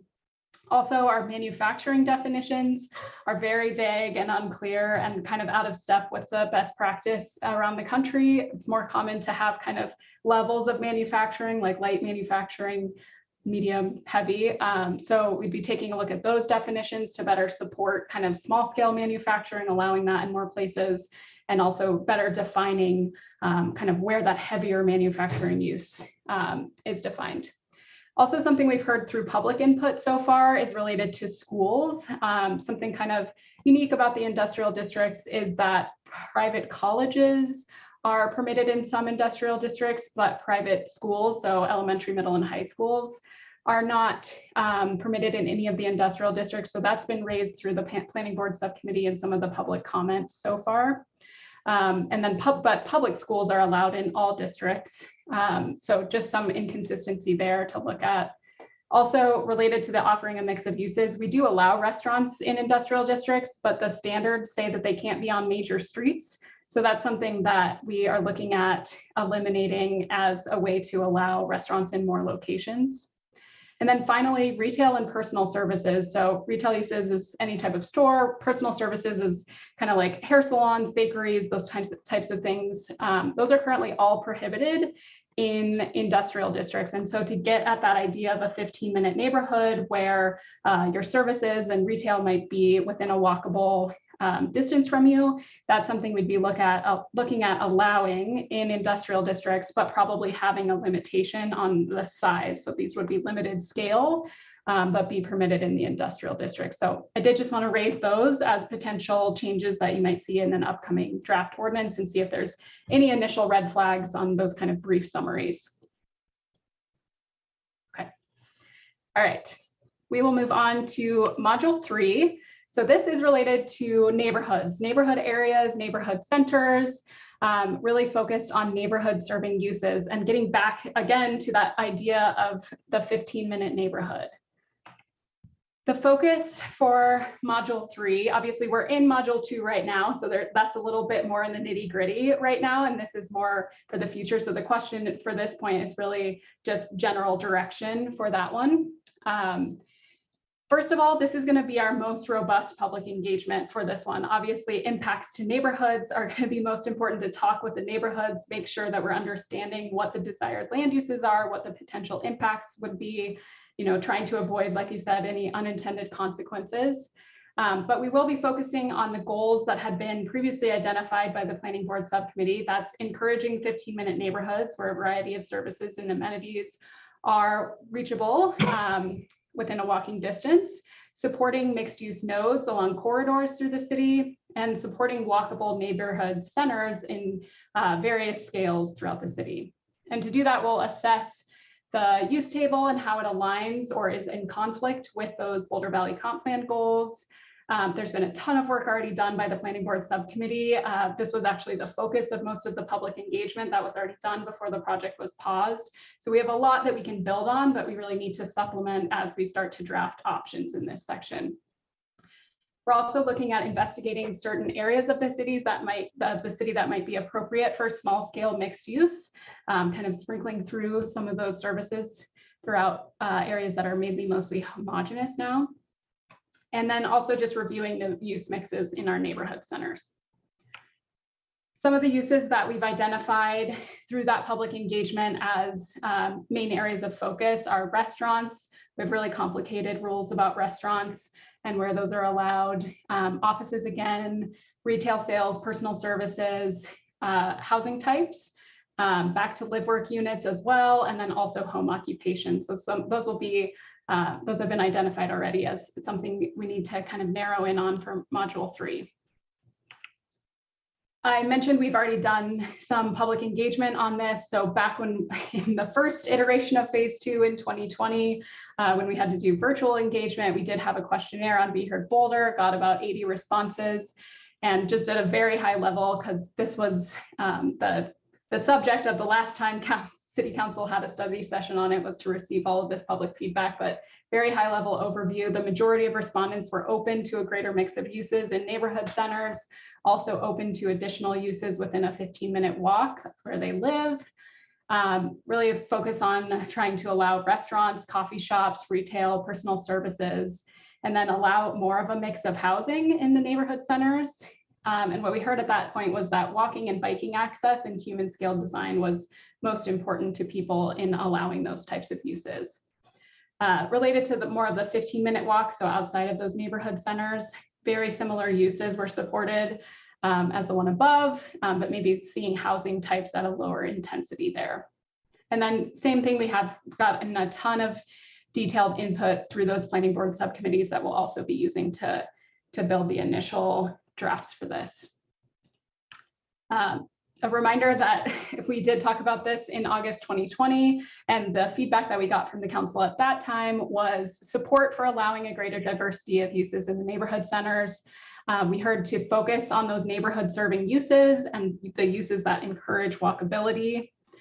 And to allow limited circumstances of walkable and compatible uses to foster 15-minute neighborhoods in those homogeneous neighborhoods. But the council said at the time that the review process should allow opportunities for neighborhood input in those areas and potentially planning board review. Also providing more flexibility for creative uses, so kind of arts uses, theaters, small theaters, things like that. More support there. And then just really the council at the time emphasized the need to outreach the neighborhoods for feedback on potential changes. So that's kind of a summary of what we've heard so far on module 3, what we're kind of thinking of as the main direction, but we did want to get in front of you now to just understand if there's anything specific, any specific direction that you'd like to add, understanding it's a different council, and this module hasn't really begun yet. If there's any other kind of main priorities or things that you could see related to neighborhoods or neighborhood serving uses that we should know of now.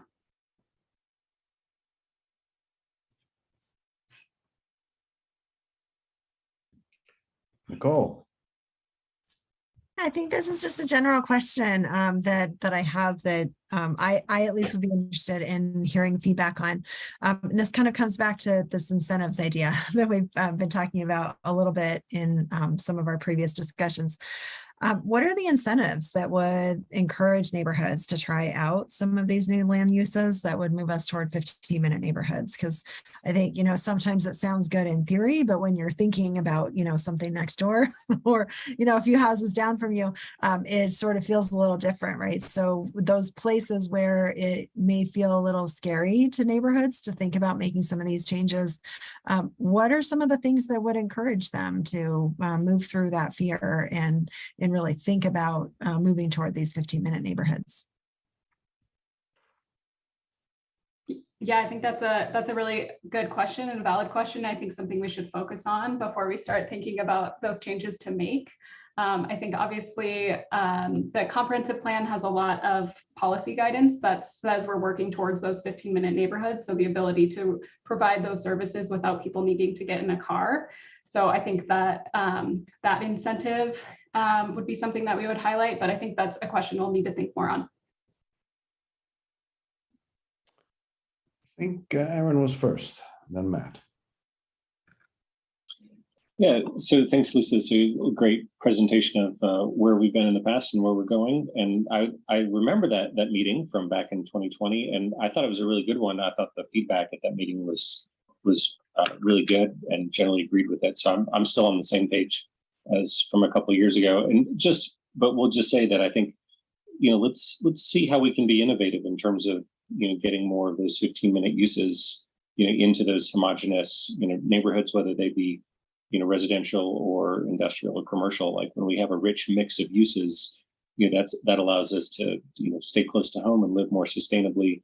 And I think in our new world of work, where so many people, we think about a residential neighborhood, so many people are working from home. If you can get a cup of coffee or grab a, loaf of bread near your house, both of which I'm fortunate to be able to do, then you don't hop in your car, and it makes for a more sustainable society, as we all know. So I just encourage you to be innovative and bold and come up with a great list of changes for us to consider, because I think this is a really important direction that we're moving in. Thanks. Matt, then Lauren. Thanks, Mark. And yeah, Lisa, I thought this was really good because it just sort of laid out a little bit of a nice historical context and led us right where we need to go.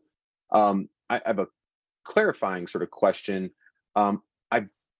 This conversation about sort of housing stuff, you really sort of lends into the conversation of ADUs. Yet we're going to be talking about ADUs in a little bit, so I just want to make sure that we're not working that ADUs will still be folded into this narrative, even though we're going to have a deeper dive in that coming up. So I just want to make sure that it's appropriate that they're in both places in this conversation, at least being thought of here, even though we are going to talk about it later. So I was just sort of curious if they're disjointed or not here.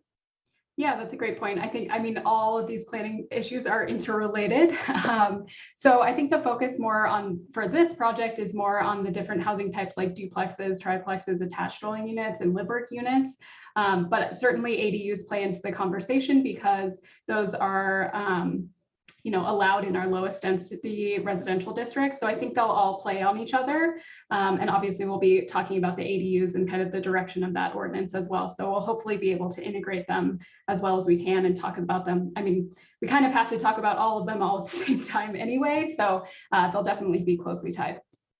I appreciate that. And, as we sort of think of what are these anchor points, I think of schools, certainly along the Broadway corridor, and the challenges those schools are facing with enrollment and the pressure that housing is putting on those schools. And so as we think about what types of housing and different types of uses are allowed, thinking of the schools as the anchor for those, whether it's 15-minute neighborhoods or larger spots, I think thinking of it through that filter might be really helpful in how we shape what we want to do in those areas, so that we are not in a position as a community where we see our schools being shut down because we haven't been intentional with the types of housing and the types of folks in the community that we want to be populating in and around our schools, certainly along the Broadway corridor. That's a great point. Thanks. Lauren? Thank you for bringing forward such thoughtful presentations for all of these modules. So with the residential zone, I think that we have a really, represents a lot of area within our community. And so it has a lot of potential in terms of addressing some of the concerns that we have, some of our biggest concerns around costs of housing and climate change. And so I think that I'm so excited about this piece moving forward. And I hope that you will provide a broad range of options for us, because I think that there are a number of different ways we could go about this. And I think that, it is really important to have robust feedback on sort of a variety of options. But we also have to look at doing a number of things together, because I think, if we just add commercial hubs without increasing density at all around those hubs, it's unlikely that you're either going to create a lot of car traffic or not have enough people within a walkable area to support those businesses. So I think, just making sure that we're paying attention to all of those tricky balances as we move those forward, but not being scared to make big recommendations or at least put on the table some pretty exciting ideas.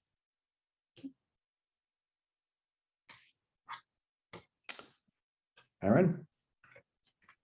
Is that an old hand? Okay. All of my hands are old. Tell me about it. Any other comments from members of council? Okay, Lisa, you have everything you need? I do, yes. I want to thank you for the presentation, which was excellent. Thank you very much. Thank you. Okay, I believe, or at least I'm hoping, that that's our last piece of business for the evening. And if so, unless anybody has anything to say at this point, or forever hold your peace, I'm going to gavel this meeting to a close at 9:40. Have a good night, all. Good job, Good Mark. weekend. Yeah, congratulations, Mark. Thank you. Thanks, everybody. Good night, all.